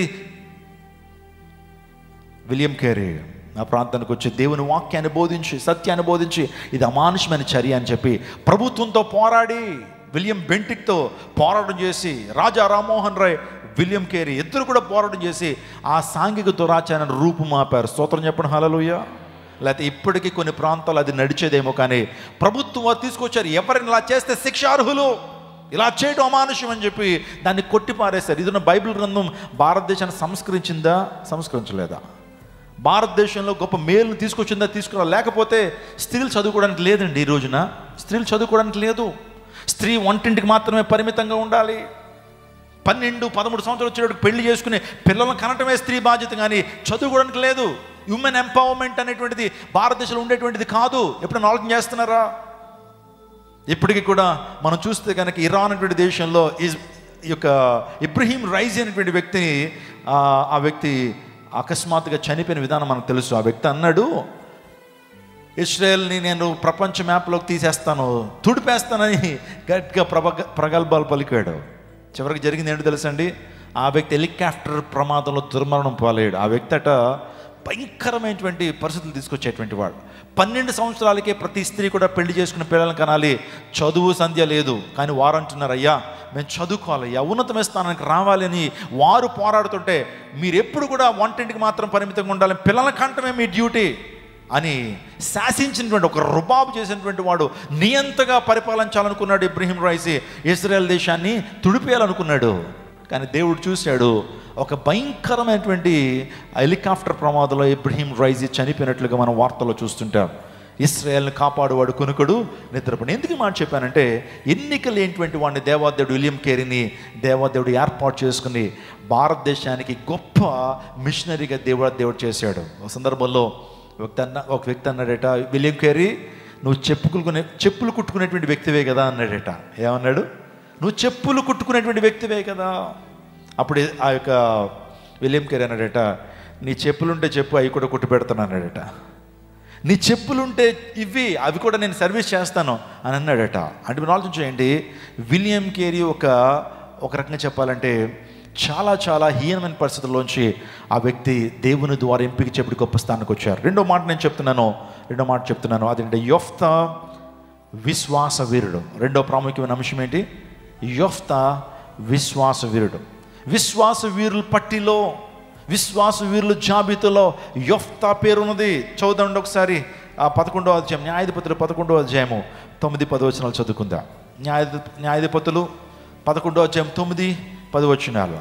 అందుకు యెఫ్తా అమ్మోనీయులతో యుద్ధము చేయుటకు మీరు నన్ను గిలాదుకు తిరిగి తీసుకుని పోయిన మీదట యెహోవా వారిని నా చేతికి అప్పగించిన ఎడల నేనే మీకు ప్రధానుడనవుదునా అని గిలాదు పెద్దలను అడుగగా గిలాదు పెద్దలు నిశ్చయముగా మేము నీ మాట చొప్పున చేయుదుము, యెహోవా మన ఉభయ మధ్యను సాక్షిగా ఉండునుగా కానీ యెఫ్తాతో అనిరి. యెఫ్తా జీవితం ఆలోచన చేస్తున్నప్పుడు మొదటగా వ్యక్తి తృణీకరించబడినటువంటి వ్యక్తి, రెండోదిగా యెఫ్తా విశ్వాస వీరుడు. మీరు హెబ్రీయులకు రాసిన పత్రిక 11వ అధ్యాయం 33 వచనం చెప్తే యెఫ్తా పేరు కూడా విశ్వాస వీరుల జాబితాలో ఉంటుంది. యెఫ్తా పేరు కూడా విశ్వాస వీరుల జాబితాలో ఉంటుంది. దేవుడు నేను చేసే యుద్ధంలో నాకు విజయాన్ని ఇస్తాడనేటువంటి విశ్వాసం అతని జీవితంలో కలిగి ఉన్నాడు. అవును, నీ జీవితంలో కూడా దేన్ని విడిచిపెట్టకపోయినా విశ్వాసాన్ని విడిచిపెట్టడానికి వీల్లేదు. విశ్వాసాన్ని పట్టుకోవాలి, విశ్వాసాన్ని కలిగి జీవించాలి. విశ్వాసాన్ని ఒక ఊపిరిగా నువ్వు కలిగి ఉండాలా. విశ్వాసం లేకపోతే నువ్వు దేవుని బిడ్డగా ఏనాడు కూడా ట్రీట్ చేయబడలేవు. విశ్వాసం లేకుండా ఏనాడు కూడా దేవుని నువ్వేం చేయలేవు, ఇంప్రెస్ చేయలేవు. దేవుని ఏనాడు కూడా నువ్వు మెప్పించలేవు. నువ్వు నీలో విశ్వాసం లేనప్పుడు నువ్వు ఇంకో మృతమైనటువంటి క్రైస్తవుడిగానే ఉంటావు. విశ్వాసం అంటే నిరీక్షింపబడే వాడి యొక్క నిజస్వరూపము, లేనిది ఉన్నదన్నట్టుకు రుజువు అని దేవుని లేఖనం సెలవిస్తూ ఉంది. హెబ్రీయులకు రాసిన పత్రిక 11వ అధ్యాయంలో ఆ నిర్వచనాన్ని మనం చూస్తాం. విశ్వాసం అన్నది నిరీక్షింపబడే వాటి యొక్క నిజస్వరూపం. విశ్వాసము మనం కలిగి ఉండాలా. నీ జీవితంలో ఏ అద్భుతానన్నా చూడాలనుకుంటే విశ్వాసాన్ని కనుపరచు క్రియల ద్వారా. ప్రభువైన యేసుక్రీస్తు ప్రభువారు ఆయన ఏ అద్భుతం చేసినా సరే దాని వెనకాల ఆయన ఒక స్టేట్మెంట్ ఇచ్చేవాడు, నీ విశ్వాసం నిన్ను స్వస్థపరిచింది, నీ విశ్వాసం నిన్ను స్వస్థపరిచింది. Your faith has made you well. గొప్ప విశ్వాసము, మా అధికమైన విశ్వాసము మన జీవితంలో గొప్ప కార్యం జరిగిస్తుంది. సురోఫేనికా స్త్రీ అనేటువంటి ఒక స్త్రీని గురించి మనం ధ్యానం చేస్తాం. ఆమెకి వాస్తవానికి యూదురాలు కాదు, ఒక అన్య దేశస్తురాలు, గ్రీకు దేశస్తురాలు. తన కుమార్తె దయ్యముల చేత పీడించబడుతుంది, చాలా అనారోగ్యం పాలైపోయింది. ప్రభువైన యేసుక్రీస్తు ప్రభువారు ఆ టైంలో తూరు సీదోను అనే ప్రాంతంలో ఉన్నాడు. ఆయన తూరు సీదోను ప్రాంతంలో ఉన్నప్పుడు ఈ యొక్క స్త్రీ మరి ఎలా వెళ్ళిందో తెలియదండి. అప్పటికే ప్రభువారు అన్నారు శిష్యులతో, అయ్యా నేను ఏకాంతంగా సమయాన్ని గడపాలనుకుంటున్నాను, ఏ ఒక్కరికి కూడా నేను ఇక్కడ ఉన్నానని చెప్పొద్దు, తూరు సీదోన్లో ఉన్నట్టు చెప్పొద్దు అని శిష్యులకు ఆల్రెడీ చెప్పినప్పటికీ ఆమె ఎంతో ప్రయాసపడింది. ఎవరు కాళ్ళు పట్టుకుందో మనకు తెలియదు. యేసు ప్రభు దగ్గరికి వచ్చింది, తన విశ్వాసాన్ని కనుపరిచింది, గొప్ప విశ్వాసాన్ని కనిపి ప్రభువును ఆశ్చర్యపరిచేటువంటి విశ్వాసాన్ని ఆమె కలిగి ఉంది. అప్పుడు ప్రభు అంటాడు, అమ్మ నువ్వు కోరినదే నీకు అగునుగాక, నువ్వు కోరినదే నీకు అగునుగా. ఈ యొక్క ఉదయకాల సమయంలో ఏ కోరికతో ఈ ప్రాంతానికి వచ్చావో ఆ కోరికను ప్రభు తీర్చబోతున్నాడు. ఆమేన్ చెప్పండి. ఏ కోరికతో అయితే ఈ ప్రాంతానికి వచ్చావో దేవుడు నీతో మాట్లాడుతున్న మాట, నువ్వు కోరినదే నీకు అగునుగాక, నువ్వు కోరినదే నీకు జరుగునుగాక. ఎందుకు? తన విశ్వాసాన్ని ఏం చేసింది? కనుపరిచింది. నీవు కూడా విశ్వాసం అని చెప్పుకోవడం కాదు, క్రైస్ట్ వర్షిప్ సెంటర్ విశ్వాసం చెప్పుకోవడం గొప్ప కాదు, కానీ ఆ విశ్వాసాన్ని క్రియల ద్వారా చూపించాలి, ఆ విశ్వాసాన్ని క్రియల్లో చూపించాలా. ఒకసారి ఒక ఫ్లైట్ వెళ్తూ ఉందట అమెరికా దేశంలో. ఎక్కువగా లోకల్ ఫ్లైట్స్ ఎక్కువ తిరుగుతూ ఉంటాయి, ఒక స్టేట్ నుంచి మరొక స్టేట్కి తిరుగుతూ ఉన్నప్పుడు వాస్తవానికి ఫ్లైట్స్తో ప్రాబ్లం ఏంటంటే టర్బులెన్సెస్ అనేవి ఉంటాయండి. విమాన ప్రయాణాల్లో ప్రయాణికులు బాగా ఎదురయ్యేది ఏంటంటే టర్బులెన్సెస్. మొన్న సింగపూర్ ఎయిర్లైన్స్ ఒక ఫ్లైట్ వెళ్తూ ఉన్నప్పుడు సో లోపల నుంచి పైలట్ చెప్పాడట, fast and your seat belts. దయచేసి అందరూ కూడా సీట్ బెల్ట్ కట్టుకోండి అని. అంటే కొంతమంది సీట్ బెల్ట్లు వేసుకోవాలా, చెప్తారు అలాగే అని చెప్పి. సడన్గా ఫ్లైట్ వెళ్తా ఉన్నప్పుడు టర్బులెన్సెస్ అంటే కొన్ని మేఘాల ద్వారా టర్బులెన్సెస్ అంటారు. విమానం సుమారుగా 100 మీటర్లు 50 మీటర్లు సడన్గా దిగిపోద్ది. అప్పుడు ఏం జరిగిందంటే విమానంలో అందరిని పెట్టుకోమన్నప్పుడు టర్బులెన్సెస్ ద్వారా విమానంలో కొద్ది ప్రమాదం జరిగేటప్పటికి నిజంగా ఆ విమానంలో కూర్చున్నటువంటి వారు వెళ్ళిపోయి ఆ రూఫ్కి ఎప్పుడైతే తగలబడ్డారండి, ఈ సీట్ పెట్టుకోకపోవడం ద్వారా వెళ్ళి వారి తలకాయలు వెళ్ళి ఎక్కడ తగిలినాయి, చాలామంది మరణాపాస్థితిలోకి వెళ్ళిపోయారు. టర్బులెన్సెస్ అనేవి చాలా పెద్ద ప్రాబ్లంగా ఉంటాయి. సో ఓ ప్రాంతంలోనట ఒక లోకల్ ఫ్లైట్ వెళ్తూ ఉన్నప్పుడు భయంకరమైన టర్బులెన్సెస్ ఉన్నాయి. విమానం అలా ఎత్తుకు వెళ్తున్న విమానం సడన్గా కిందకు దిగిపోతుంది, మళ్ళా పైకి వెళ్తుంది, మళ్ళీ దిగిపోతూ ఉంది. చాలా ప్రమాదకరమైన పరిస్థితుల్లో ఉంది. అందరూ కూడా ప్రాణాన్ని అరిచేతిలో పెట్టుకుని ప్రయాణం చేస్తున్నారు. అందరూ భయపడుతున్నారు. అందరూ నిజంగా ఇదే ఆఖరేమో అనుకున్న పరిస్థితుల్లో ఉంటున్నప్పుడు ఆ రెండో లైన్లో కూర్చున్న ఒక అమ్మాయి మాత్రం చాలా నిశ్చలంగా, చాలా నిర్భయంగా, భయం లేకుండా ఉందట. ఎయిర్ హోస్టల్ సైతం కూడా కంగారు పడుతున్నారు, క్షేమంగా ఈ యొక్క విమానము ఎయిర్పోర్ట్కి వెళ్తుందా అనేటువంటి సందేహం ఉన్నటువంటి ఆ టైంలో ఒక కుమార్తె మాత్రం, ఒక 15 సంవత్సరాల ఒక చిన్న కుమార్తె మాత్రం చాలా ధైర్యంగా కూర్చుందట. ఒక ఎయిర్ హోస్టెస్ వెళ్ళి అడిగిందట, అమ్మా నీకు భయం లేదా? ఏంటి నువ్వు అసలు భయపడలేదు? పైపెచ్చి నువ్వు పాటలు పాడుకుంటున్నావు, ఇక్కడ వాళ్ళందరికీ తడిచిపోతున్నాయి, నువ్వు భయపడలేదా అంటే ఆ యొక్క కుమార్తె చెప్పిందట, ఈ యొక్క ఫ్లైట్ నడుపుతున్న పైలట్ మా తండ్రి అని చెప్పిందట. ఈ యొక్క ఫ్లైట్ నడుపుతున్నటువంటి పైలట్ ఎవరు? మా తండ్రే. నా తండ్రి మీద నాకు అమితమైన విశ్వాసం ఉంది. నేనున్నాను కదా విమానంలో, నా తండ్రికి క్షేమంగా డెస్టినేషన్కి తీసుకెళ్తాడు, క్షేమంగా ఎయిర్పోర్ట్కి తీసుకెళ్తాడు, అందుకు నేను భయపడలేదు అన్నదట. ఈరోజు ఒక మాట, ఆ విశ్వాసం నీకు నాకు ఎందుకు లేదు? ఈ యొక్క ఫాదర్స్ డే మనం సెలబ్రేట్ చేసుకునే రోజున మన తండ్రి, మన పరమ తండ్రి, మన ప్రభు యేసుక్రీస్తు ప్రభు వారు అయితే నేను గమ్యానికి తీసుకెళ్తా ప్రభు. ఒకవేళ సమస్యలు వస్తే ఆ సమస్యలో దేవాదేవుడు నీకు పరిష్కారం ఇవ్వడా? ఒకవేళ రోగాలు వస్తే దేవాదేవుడు స్వస్థపరచు దేవుడు, నిన్ను స్వస్థపరచు యెహోవా నేనే అన్నటువంటి దేవాదేవుడు నిజంలో దేవుడు కార్యం జరిగించడా? నా ప్రియదేవచనాగమా, ఈరోజున ఆ విశ్వాసాన్ని కలిగి ఉండు. విశ్వాసం లేకపోతే నీ జీవితంలో దేవుని కార్యాలు పొందుకోలేవు. 12 సంవత్సరాలు రక్తస్రావం స్త్రీ ప్రభు దగ్గరకు వచ్చి తన విశ్వాసాన్ని ఎక్స్ప్రెస్ చేసింది. యేసు ప్రభు వస్త్రపు చెంగును ముట్టుకుంటే నాకు స్వస్థత వస్తుందని భావించి తన జీవితంలో గొప్ప అద్భుతాన్ని పొందుకుంది. విశ్వాసం. విజయవాడ పట్టణంలో క్రైస్ట్ టెంపుల్లోనండి ఇదే విషయాన్ని చెప్తా ఉన్నప్పుడు 24 సంవత్సరాల నుంచి ఒక కుటుంబానికి గర్భఫలం లేదు. వారు వాస్తవానికి అన్యులు దేవుని మందిరానికి వచ్చారు. వచ్చిన తర్వాత ఆ రోజు విశ్వాసం గురించి మాట్లాడుతున్నాను. యేసుక్రీస్తు ప్రభువుని ఏదో ఆపద మొక్కులు దేవుడిగా మీరు అంగీకరించొద్దు. యేసు ప్రభు అద్భుతాలు మీ జీవితంలో జరిగిస్తాడు. అయిన తదుపరి ఇద్దరు కూడా భార్యాభర్తలు ఏడుస్తున్నారు. 24 సంవత్సరాల నుంచి చేయని ప్రయత్నం లేదండి అని అన్నప్పుడు నేను ఒకే మాట, నన్ను ప్రభువుకి మీ జీవితాన్ని సమర్పించండి, విశ్వాసం కలిగి జీవించండి, దేవుడు ఖచ్చితంగా మీ జీవితంలో దేవుడు కార్యం చేస్తాడు. 24 కాదు, 28 అయినా పర్లా, దేవాదేవుడి యందు విశ్వాసం ఉంచండి, దేవుడు నీ జీవితంలో కార్యం చేస్తాడు అని వారిని ప్రభువులోకి నడిపించడం జరిగింది. కొన్ని దినాలైన తర్వాత వారు వచ్చినటువంటి ఒక 6 నెలలకి ఒకరోజు వారి దగ్గరికి వచ్చి, గొప్ప గుడ్ న్యూస్ అండి, దేవుడు నా భార్య గర్భాన్ని తెరిచాడని చెప్పాడు. స్తోత్రం చెప్పండి, హల్లెలూయా. After 25 years God has opened her womb. 24 సంవత్సరాల తర్వాత దేవుడు తన గర్భాన్ని తెరిచారు. ఇప్పుడు ఆమె ప్రెగ్నెన్సీతో ఉంది. సో కొన్ని నెలలు అయిన తర్వాత చక్కటి బిడ్డకు ఆమె జన్మనివ్వబోతుంది. ఎందుకు మాట చెప్పాను తెలుసా? విశ్వాసం ద్వారా దేవుని కార్యాలు చూడగలుగుతావు. ఎక్కడ విశ్వాసంలో తప్పిపోతున్నావు? మొదట ఉన్న విశ్వాసం నీలో ఉందా? రక్షించబడిన తొలి దినాల్లో చాలా విశ్వాసం నీలో ఉంది, కానీ ఇప్పుడు ఆ విశ్వాసం నీలో ఉందా? రక్షించబడిన తొలి దినాల్లో దేవుని అమితంగా నువ్వు ప్రేమించేటువంటి దానవు, దేవుని సన్నిధిని ప్రేమించేటువంటి దానవు, దేవుని సేవకులను ప్రేమించేటువంటి వాడు దానవు, దేవుని సేవకులను ప్రేమించేటువంటి వాడు, బైబిల్ని ప్రేమించేటువంటి వాడువు. కానీ ఏమైపోయింది? ఆ భక్తి ఏమైపోయింది? ఆ మొదటి ప్రేమను విడిచిపెట్టేసావా ప్రియ సహోదరా, ప్రియ సహోదరి? ఆ విశ్వాసం కోల్పోయావా? విశ్వాసం ఎప్పుడైతే కోల్పోతుంటావో దేవుని కృప నీ మీద నుంచి తొలగిపోతూ ఉంటుంది. విశ్వాసం ఎప్పుడైతే నువ్వు వెనుక జారుతున్నావా దేవుని కార్యాలు పొందుకోవడం నీ జీవితంలో తగ్గిపోతూ ఉంటుంది.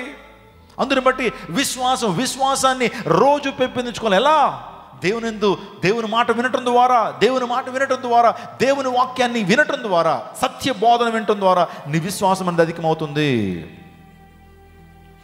హబక్కూకు అంటాడు, నీతి మొదటి విశ్వాస మూలంగా జీవించను. ఈ వ్యక్తి యొఫ్తా తన జీవితంలో ఉన్నతమైన స్థానం రావడానికి, రిజెక్ట్ చేయబడినటువంటి వ్యక్తి, తృణీకరించబడిన ఆ వ్యక్తి న్యాయాధిపతిగా చేయబడడానికి ఒకటి కారణం విశ్వాసం.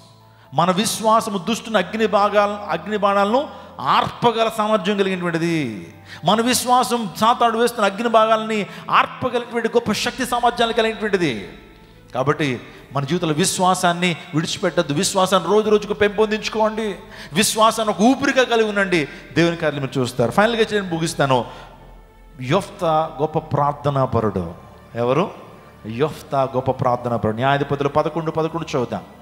న్యాయాధిపతులు 11:11.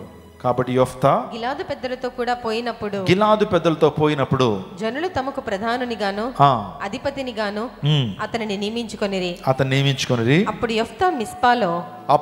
యొఫ్తా మిస్పాలో యెహోవా సన్నిధిని తన సంగతి అంతయు వినిపించెను. అంటే ఇక్కడ యొఫ్తా ఏం చేస్తున్నాడు? మిస్పాలో ప్రార్థన చేస్తున్నాడు. మిస్పా అంటే అర్థం ఏంటంటే ప్రార్థనా స్థలము అని అర్థం. ఒక ప్రత్యేకమైన ప్రార్థనా స్థలాన్ని యొఫ్తా కలిగి ఉన్నాడు. Do you have a special place for prayer in your life? నీ జీవితంలో ప్రత్యేకమైన స్థలం ఉందా ప్రార్థన కొరకు సమయాన్ని వెచ్చిస్తున్నావా? నాకు ఒక సహోదరు ఫోన్ చేసింది. ఆమంది, నా మిస్పా నా బాత్రూమ్ అండి అంది. వాస్తవానికి ఆమె ఒక మహమ్మదీ కుటుంబానికి సంబంధించినటువంటిది.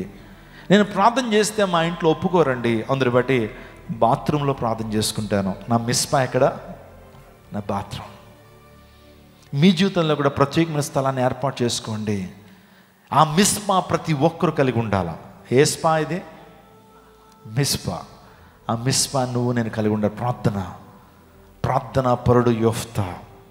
మన జీవితాల్లో కూడా ప్రార్థన మన పరిస్థితులను ఏం చేస్తుంది? మారుస్తుంది.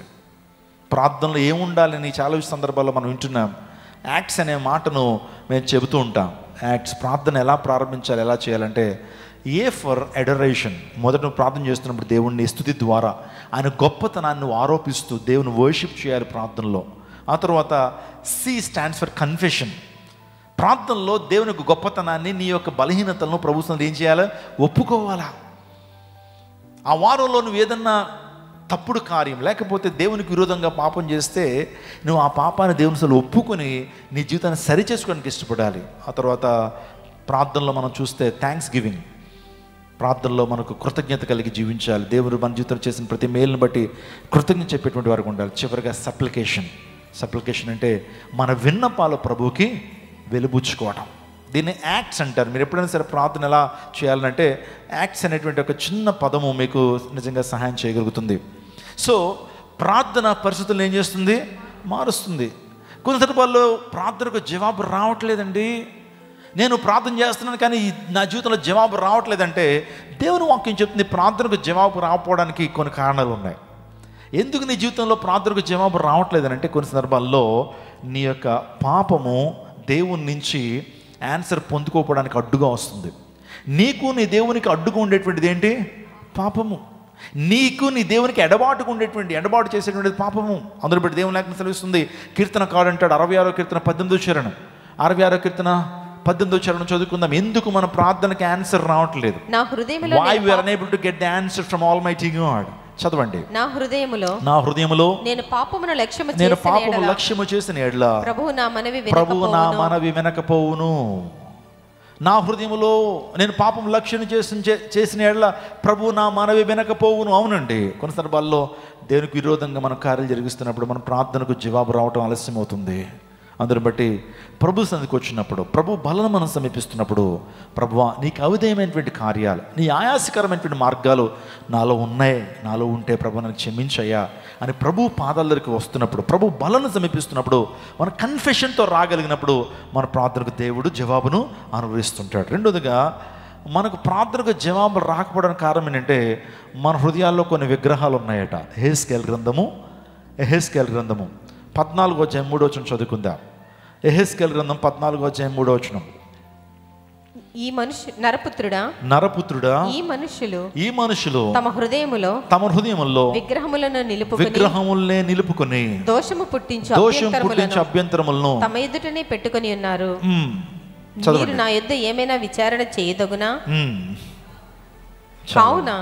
కావున నీవు వారికి సంగతి తెలియచేసి ఇలాగు చెప్పుము, ప్రభువైన యెహోవా సెలవిచ్చినదేమనగా తమ విస్తారమైన విగ్రహాలను బట్టి. ఇక్కడ ప్రభు మన ప్రార్థన ఎందుకు ఆయన అంగీకరించట్లేదు, ఎందుకు మన జవాబును పొందుకోలేకపోతున్నామంటే మన హృదయాల్లో ఏమున్నాయి? విగ్రహాలు ఉన్నాయి. ఆ విగ్రహాల ద్వారా మన ప్రార్థనకు జవాబు రావట్లేదు. ఏ విగ్రహాలు ఉన్నాయి? కొంతమందికి డబ్బు అనేటువంటి విగ్రహం. ఏమండి, ఎప్పుడు కూడా ధనం మీద కోరిక. ప్రతి ఒక్కరికి గుండె లబ్డబ్ అని కొట్టుకుంటుంది. కానీ విగ్రహాలు అనేటువంటి గుండెలు ఎలా కొట్టుకుంటాయంటే డబ్బు అనేటువంటి విగ్రహం అనేటువంటి గుండె డబ్బు డబ్బు డబ్బు డబ్బు అని కొట్టుకుంటుంది.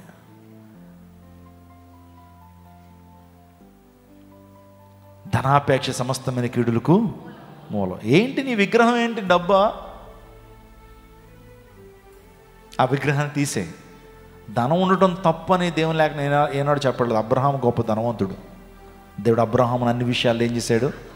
ఆశీర్వదించాడు. ఇస్సాకు 100 ఫలం పొందినటువంటి వాడు, బహుగా దీవించాడు ఇస్సాకును. యాకోబును దేవుడు దీవించాడు. యోబు గొప్ప ధనవంతుడు. వీళ్ళందరూ ధనవంతులే. వీళ్ళందరూ కూడా ఆస్తిపరులు. గొప్ప ఆస్తిని వారు సంపాదించారు. అయినప్పటికీ వారి ఆశ దేవుని మీద ఉంది, కానీ వారికున్న డబ్బు మీద లేదండి. డబ్బు అనేటువంటిది నీ జీవితంలో విగ్రహంగా ఉందా? దాన్ని విడిచిపెట్టేసేయి, దాన్ని తీసేయి. నీ జీవితంలో కొంతమందికి విగ్రహాలు వారి ఎంటర్టైన్మెంట్ ఇచ్చేటువంటివి కావచ్చు. కొంతమంది వారి హృదయాల్లో విగ్రహాలు ఎవరంటే వారి అభిమాన నటుడు, వారి అభిమాన యాక్ట్రెస్ ఉంటారు. వాటిని తీసేసే. అబ్రహాముకి ఒక విగ్రహం ఉంది. అదేంటి తెలుసండి? కుమారుడు పుట్టిన తర్వాత తన హృదయంలో ఒక విగ్రహాన్ని పెట్టుకుని పూజిస్తున్నాడు. అది అతని యొక్క కుమారుడు అయినటువంటి ఇస్సాకు. విగ్రహాన్ని పెట్టుకున్నాడు. ప్రభు అన్నాడు, నచ్చట్లేదు ప్రభువుకి. అయ్యా, నన్ను అమితంగా ప్రేమించేటువంటి వాడు, నీ ఫోకస్ మారిపోయింది. నీ ఫోకస్ అనేది ప్రక్కన పెట్టావా? నీ యొక్క కుమారుని అతిగా ప్రేమిస్తున్న అందరూ బట్టి మోరియా దేశానికి నీ యొక్క కుమారుని తీసుకొచ్చి అతన్ని దహన బలిగా అర్పించు అని ఆ విగ్రహాన్ని చంపటానికి దేవుడు ప్రయత్నం చేస్తున్నాడు. మనకు తెలుసు ఆ సందర్భం అంతా కూడా. అబ్రహాము ఆ పరీక్షలో విజయాన్ని సాధించాడు. గొప్ప దీవెన ఆ వ్యక్తి పొందుకోగలిగాడు. మన జీవితంలో ప్రార్థనకు జవాబు రాకపోవడానికి నీ విగ్రహాలు కారణమేమో. నీ హృదయాల్లో దేవుని కంటే అధికంగా దేనైతే ప్రేమిస్తున్నావు అది నీకు విగ్రహంగా ఉందేమో. అధికంగా నీ భర్తను ప్రేమిస్తున్నావు దేవుని కంటే, నీ భర్త ఒక విగ్రహంగా మారిపోయాడా? ఒకవేళ నీ జీవితంలో నీ భార్యను అధికంగా ప్రేమిస్తున్నావా దేవుని కంటే, నీ భార్య ఒక విగ్రహంగా మారిపోయిందా? నీ పిల్లలు విగ్రహంగా మారిపోయారా? ఎప్పుడు వారి గురించే తలంపులు తలుస్తున్నావు. వారి గురించే మాట్లాడుతున్నావు, వారి గురించి తలంపులు తలుస్తున్నావు. దేవుని కంటే అధికంగా నీ బిడ్డను ప్రేమిస్తున్నావా? దేవుని కంటే అధికంగా దేన్ని ప్రేమించిన అది విగ్రహమే. దేవుడు రోషం కలిగినటువంటి వాడు తనకు రావాల్సిన మహిమను ఏ ఒక్కరికి చెందనివ్వడవన. Is so particular in it, is so jealous God. ఆయనకు రావాల్సిన మహిమ ఏ ఒక్కరికి వెళ్ళడానికి ఆయన ఇష్టపడ్డ. ఎందుకు తెలుసా? ఆయన శాశ్వతంగా ఉండేటువంటి వాడు. ఈ ప్రపంచంలో ఏ ప్రేమలైనా సరే తాత్కాలికమైనవే, ఏ బంధాలైనా సరే తాత్కాలికమైనవే. This relations are temporal. కానీ దేవునితో మన సంబంధం మాత్రమే అది శాశ్వతంగా ఉండేటువంటిది. శాశ్వతమైన ప్రేమతో నేను ప్రేమించున్నాను, విడువకని ఎళ్ళ కృప చూపుచున్నాను. I'm concluding my message my day church. ప్రార్థనా పరుడు, ప్రార్థనకు జవాబు రాకపోవడానికి కారణము మన విగ్రహాలు. సరి చేసుకుందామా? ఆ తర్వాత ఇంకో మాట చెప్పనా? ప్రార్థనకు జవాబు రాకపోవడానికి కారణం ఏంటి తెలుసా? దేవుని కార్యం నిర్లక్ష్యం చేయటం ద్వారా. ధర్మశాస్త్రం వినకుండా చెవిని తొలగించి వారి ప్రార్థన నాకు హేయమన్నాడు. అంటే దేవుని కార్యాన్ని నిర్లక్ష్యం చేయటం. ప్రతి ఒక్కరూ కూడా వారి సొంత కార్యంలో చూచుకొనిచున్నారు, కానీ యేసుక్రీస్తు కార్యాలు చూడలేదని అంటాడు. అందరూ కూడా సొంత కార్యాలే. దేవుని పని చేయాలనేటువంటి ఆశ లేదు, దేవుని కార్యాలు చేయాలన్న ఆశ లేదు, దేవుని స్వార్థ ప్రకటించాలన్న ఆశ లేదు, దేవుని కోసం వాడబడాలన్న ఆశ లేదు. సొంత కార్యాలు అంటే మనకి ఎంత ఆసక్తో, మన సొంత పనులంటే ఎంత ఆసక్తి చూపిస్తామో దేవుని కార్యాల పట్ల ఆసక్తి ఉందా? ఒక ఇంటర్వ్యూకి వెళ్ళడానికి చూపించే ఆసక్తి, దేవుని సంధి పట్ల ఆసక్తిని చూపిస్తున్నావు నువ్వు? దేవుని సంధికి రావటానికి దేవుడు చూస్తున్నాడు, గమనిస్తున్నాడు. దేవుని కార్యాల పట్ల చాలా ఆసక్తి కనుపరిచినటువంటి వారి జీవితంలో వారి ప్రార్థనకు జవాబు ఉంటుంది. 4ది చెప్పి ముగిస్తాను. దురుద్దేశాలతో ప్రార్థన చేస్తున్న ప్రార్థనకు జవాబు రాదు. దురుద్దేశాలు, కక్ష సాధింపు చర్యలతో ప్రార్థన చేస్తున్నావా? రాదు. దేవుని చిత్తానికి నువ్వు లోబడకుండా ప్రార్థన చేస్తున్నావా? ప్రార్థనకు జవాబు రాదు. దురుద్దేశాలు. ప్రభువా, ఆ యొక్క స్త్రీ నన్ను ఎంతగానో బాధించిందయ్యా, ఆమె పురుగులు పడి చచ్చిపోవాలయ్యా అని ప్రార్థన చేస్తున్నావు. ప్రార్థన వింటాడా దేవుడు? ప్రభువా, నేను ఒక దొంగతనానికి వెళ్తున్నాను ప్రభువా, దొంగతనంలో నాకు మంచి రాబడి ప్రభువా, వస్తే నీకు దశంభాగం వేసుకుంటానంటే ఆ ప్రార్థనకు దేవుడు జవాబు ఇస్తాడా? అర్థం చేయండి.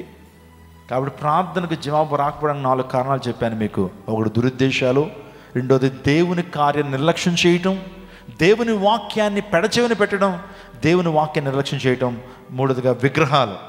మన జీవితంలో విగ్రహాలు ఉన్నప్పుడు దేవుని యొక్క సన్నిధిలో ప్రార్థనకు జవాబు రాదు. మూడోదిగా పాపం మన హృదయంలో లక్ష్యం చేస్తే దేవుడు మనవి ఆలకింపకపోవను. కాబట్టి ఈ 3 విషయాలు యొఫ్తా గురించి మనం నేర్చుకున్నాం. అందులో నా ప్రియ దైవజనాంగమా, మీ జీవితాల్లో యొఫ్తా తృణీకరించినటువంటి వ్యక్తే అయినప్పటికీ దేవదేవుడు యొఫ్తాని జ్ఞాపకం చేసుకుంటున్న ఉద్దేశం ఏంటి తెలుసా? యొఫ్తా ప్రార్థనా పరుడు. రెండోదిగా యొఫ్తా విశ్వాసం కలిగినటువంటి. నీ జీవితంలో కూడా నువ్వు విడిచిపెట్టబడిన వ్యక్తిగా ఉండొచ్చు, తృణీకరించబడిన వ్యక్తిగా ఉండొచ్చు. గుర్తుపెట్టుకో, ప్రార్థనా జీవితాన్ని కలిగి ఉన్నప్పుడు, విశ్వాసాన్ని కలిగి ఉన్నప్పుడు, దేవుడు నా జీవితంలో తీర్పు తీరుస్తాడని విశ్వాసాన్ని కలిగి ఉన్నప్పుడు, నిజంగా దేవదేవుడు నిన్ను కూడా యొఫ్తా వలె ఒక న్యాయాధిపతిగా, యొఫ్తాను ఏ విధంగా దేవుడు హెచ్చించాడో, యొఫ్తాను ఏ విధంగా దేవుడు ఆశీర్వదించాడో, అనేక మంది మీద ఏ విధంగా అధికారిగా ఉంచాడో, ఇశ్రాయేల్ సమాజానికి యొఫ్తాను దేవదేవుడు ఏ విధంగా న్యాయాధిపతిగా ఉంచాడో నిన్ను కూడా అలా చేస్తాడు. దేవుడు నిన్ను విడిచిపెట్టడు. ఒకవేళ నరులు నిన్ను విడిచిపెట్టినా, బంధువులు నిన్ను విడిచిపెట్టినా, తోబుట్టులు నిన్ను విడిచిపెట్టినా, ఒకవేళ తల్లిదండ్రులు నిన్ను విడిచినా సరే ప్రభు నిన్ను విడిచిపెట్టేటు దేవుడు కాదు. అని ఎప్పుడు నీ చేయి వీడువాడు, నిన్ను ఆదరించేటువంటి వాడు, నిన్ను కనికరాన్ని చూపించేటువంటి దేవుడు. సో విజయవాడలో దేవుడు కార్యాలు బహుబలంగా దేవుడు జరిగిస్తున్నాడు. సో రీసెంట్గా ఒక ప్రీ కుమార్తె సాక్ష్యం చెప్తున్నారు. అదేంటంటే బ్లడ్ క్యాన్సర్ తాము బాధపడుతూ వచ్చినప్పుడు దైవజనులుగా ప్రార్థన చేస్తాం.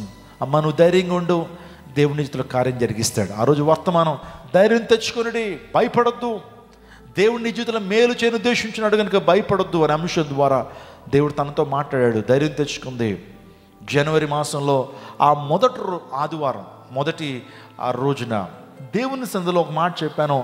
దేవుని సందులో నువ్వు ఏదైతే పొందుకుంటున్నావో అది గొప్ప బ్లెస్సింగ్ నీకు. ఆమె విశ్వాసం ఏంటంటే అప్పటి వరకు భయంకరంగా వామిటింగ్స్ అవుతూ ఉండేటండి. ఎందుకంటే ఆమె యొక్క సమస్యను బట్టి భోజనం చేస్తే వామిటింగ్ అయిపోయేది, ఏదైనా తింటే వామిటింగ్ అయిపోయేది, నిజంగా ఏజ్ చూస్తే చాలా చిన్నది.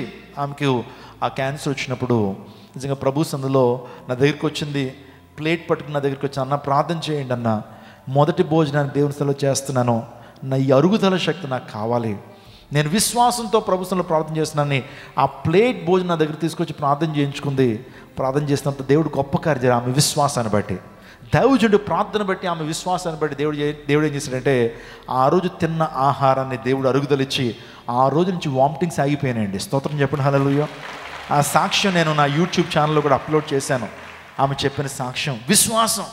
అప్పుడు వరకు సుమారుగా ఒక 6 నెలల నుంచి ఏ ఆహారం తింటున్నాము వామిటింగ్ అయిపోయేది, నిలిచేటువంటిది కాదు, శరీరంలో ఎంతో బాధ. కానీ ఎప్పుడైతే విశ్వాసంతో ప్రభుత్వానికి వచ్చిన అందరూ తృణీకరించారు, ఆ అమ్మాయిని అందరూ ఫ్రెండ్స్ అందరూ కూడా తృణీకరించారు. ఎందుకంటే ఆ క్యాన్సర్ ఎప్పుడైతే వచ్చిందో అనేక మంది మాట్లాడటం మానేశారట. కానీ ఎప్పుడైతే ప్రభు సంధికి వచ్చిందో, ప్రభు పాదాలు పట్టుకుందో, విశ్వాసంతో ప్రభుని వేడుకుందో, దేవాదేవుడు సంపూర్ణమైన స్వస్థత ఆ ప్రియ కుమార్తెకు దేవుడు అనుగ్రహించాడు. స్తోత్రం చెప్పండి హల్లెలూయా. ఆమె మొన్న 2 వీక్స్ బ్యాక్ సాక్ష్యం చెప్తా ఉంది. మొదట డాక్టర్ ఇచ్చిన రిపోర్ట్స్, ఆ తర్వాత ఆమె హీల్ అయిపోయిన తర్వాత ఆ రిపోర్ట్స్ పట్టుకొచ్చి చర్చ్కి చూపిస్తూ ఉంది. ఒకప్పుడు నా రిపోర్ట్స్ ఇవి, క్యాన్సర్తోనే చచ్చిపోతానని అందరూ అనుకున్నారు. కానీ నా దేవుడు గొప్పవాడు, నన్ను క్యాన్సర్ నుంచి విడుదల చేసి ఈరోజున ఈ పాజిటివ్ రిపోర్ట్తో, ఈ గొప్ప రిపోర్ట్స్తో మీ ముందు నిలబడ్డాను. సమస్త మహిమ ఘనత ప్రభావాలు ప్రభువుకే చెల్లును గాక. మై డియర్ చర్చ్, ఈరోజున ఇన్ని విషయాలు ఎందుకు చెప్పానంటే I just want to give a hope, ఒక నిరీక్షణ మీకు ఇవ్వాలని ఆశపడుతున్నాను. ప్రభు సేవకుడిగా ప్రభు నీకు వెలుగును రక్షణ అయి ఉన్నాడు, భయపడద్దు. ఎటువంటి పరిస్థితుల్లో ఉన్నా సరే, ఒకవేళ నీ జీవితంలో కన్నీటితో ప్రాంతానికి వచ్చావా, యొఫ్తా లాంటి జీవితం అనేది కూడా, యొఫ్తాని ఏ విధంగా విడిచిపెట్టేశారో అందరూ, వేశ్యకుమారుడు, ఎందుకు పనికిరానిటువంటి వాడు, వెళ్ళిపోరా మా దగ్గర నుంచి అని నిన్ను కూడా అంటున్న పరిస్థితుల్లో ఉన్నట్లయితే నేను పట్టించుకోవట్లేదా, ఎవరు ఒక్కరు ప్రేమించట్లేదా, ఏ ఒక్కరు కన్సర్న్ కలిగలేరా, ఈరోజు ప్రభు పాదాలు పట్టుకో, యొఫ్తా వలె విశ్వాసాన్ని కలిగి జీవించు, నిరీక్షణ కలిగి జీవించు. ప్రభు మీద విశ్వాసాన్ని ఏనాడు కూడా విడిచిపెట్టొద్దు. ప్రతికూల పరిస్థితులు వచ్చి నుంచి దేవుని విడిచిపెట్టేసి లోకానుసారమైన జీవితాన్ని జీవించొద్దు. ప్రభుని విడిచిపెట్టద్దు. ఎన్ని కష్టాలు ఎదురవుతున్నా, ఎన్ని నిందలు ఎదురవుతున్నా, ఎన్ని ప్రతికూల పరిస్థితులు వస్తున్నా సరే, కన్నీటి వలయంలో ఉన్నా సరే, ప్రభువును మాత్రం హత్తుకో, ప్రభువును మాత్రం పట్టుకో. తగిన కాలం ముందు దేవుడిని హెచ్చిస్తాడు. ఇదే మాట యొఫ్తా గురించి నేను ఇచ్చేటువంటి స్టేట్మెంట్ ఏంటి తెలుసా?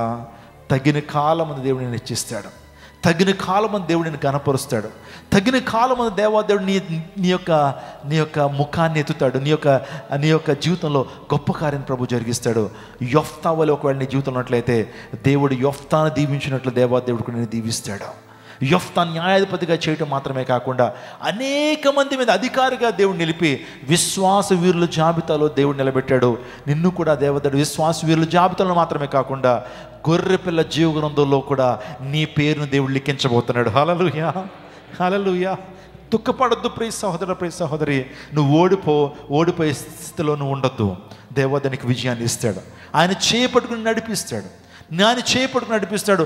ఏ కృంగుదలతో ఈ ప్రాంతానికి వచ్చినా, ఏ అనారోగ్యంతో ఈ ప్రాంతానికి వచ్చినా, ఒకవేళ అప్పు బాధలతో ఈ ప్రాంతానికి వచ్చినా, ఒకవేళ నీ జీవితంలో గర్భఫలం లేని పరిస్థితులు ఈ ప్రాంతానికి వచ్చినా, దేవుడిని గర్భాన్ని తెరవగలడు. స్తోత్రం చెప్పండి హల్లెలూయా.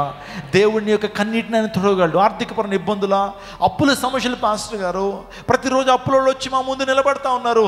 మాకు మనశ్శాంతి లేదు, మేము ఎలా ప్రొడ్యూస్ చేయాలో, ఎలా దాన్ని రికవర్ చేయాలో మాకు అర్థం కావట్లేదు అంటావా?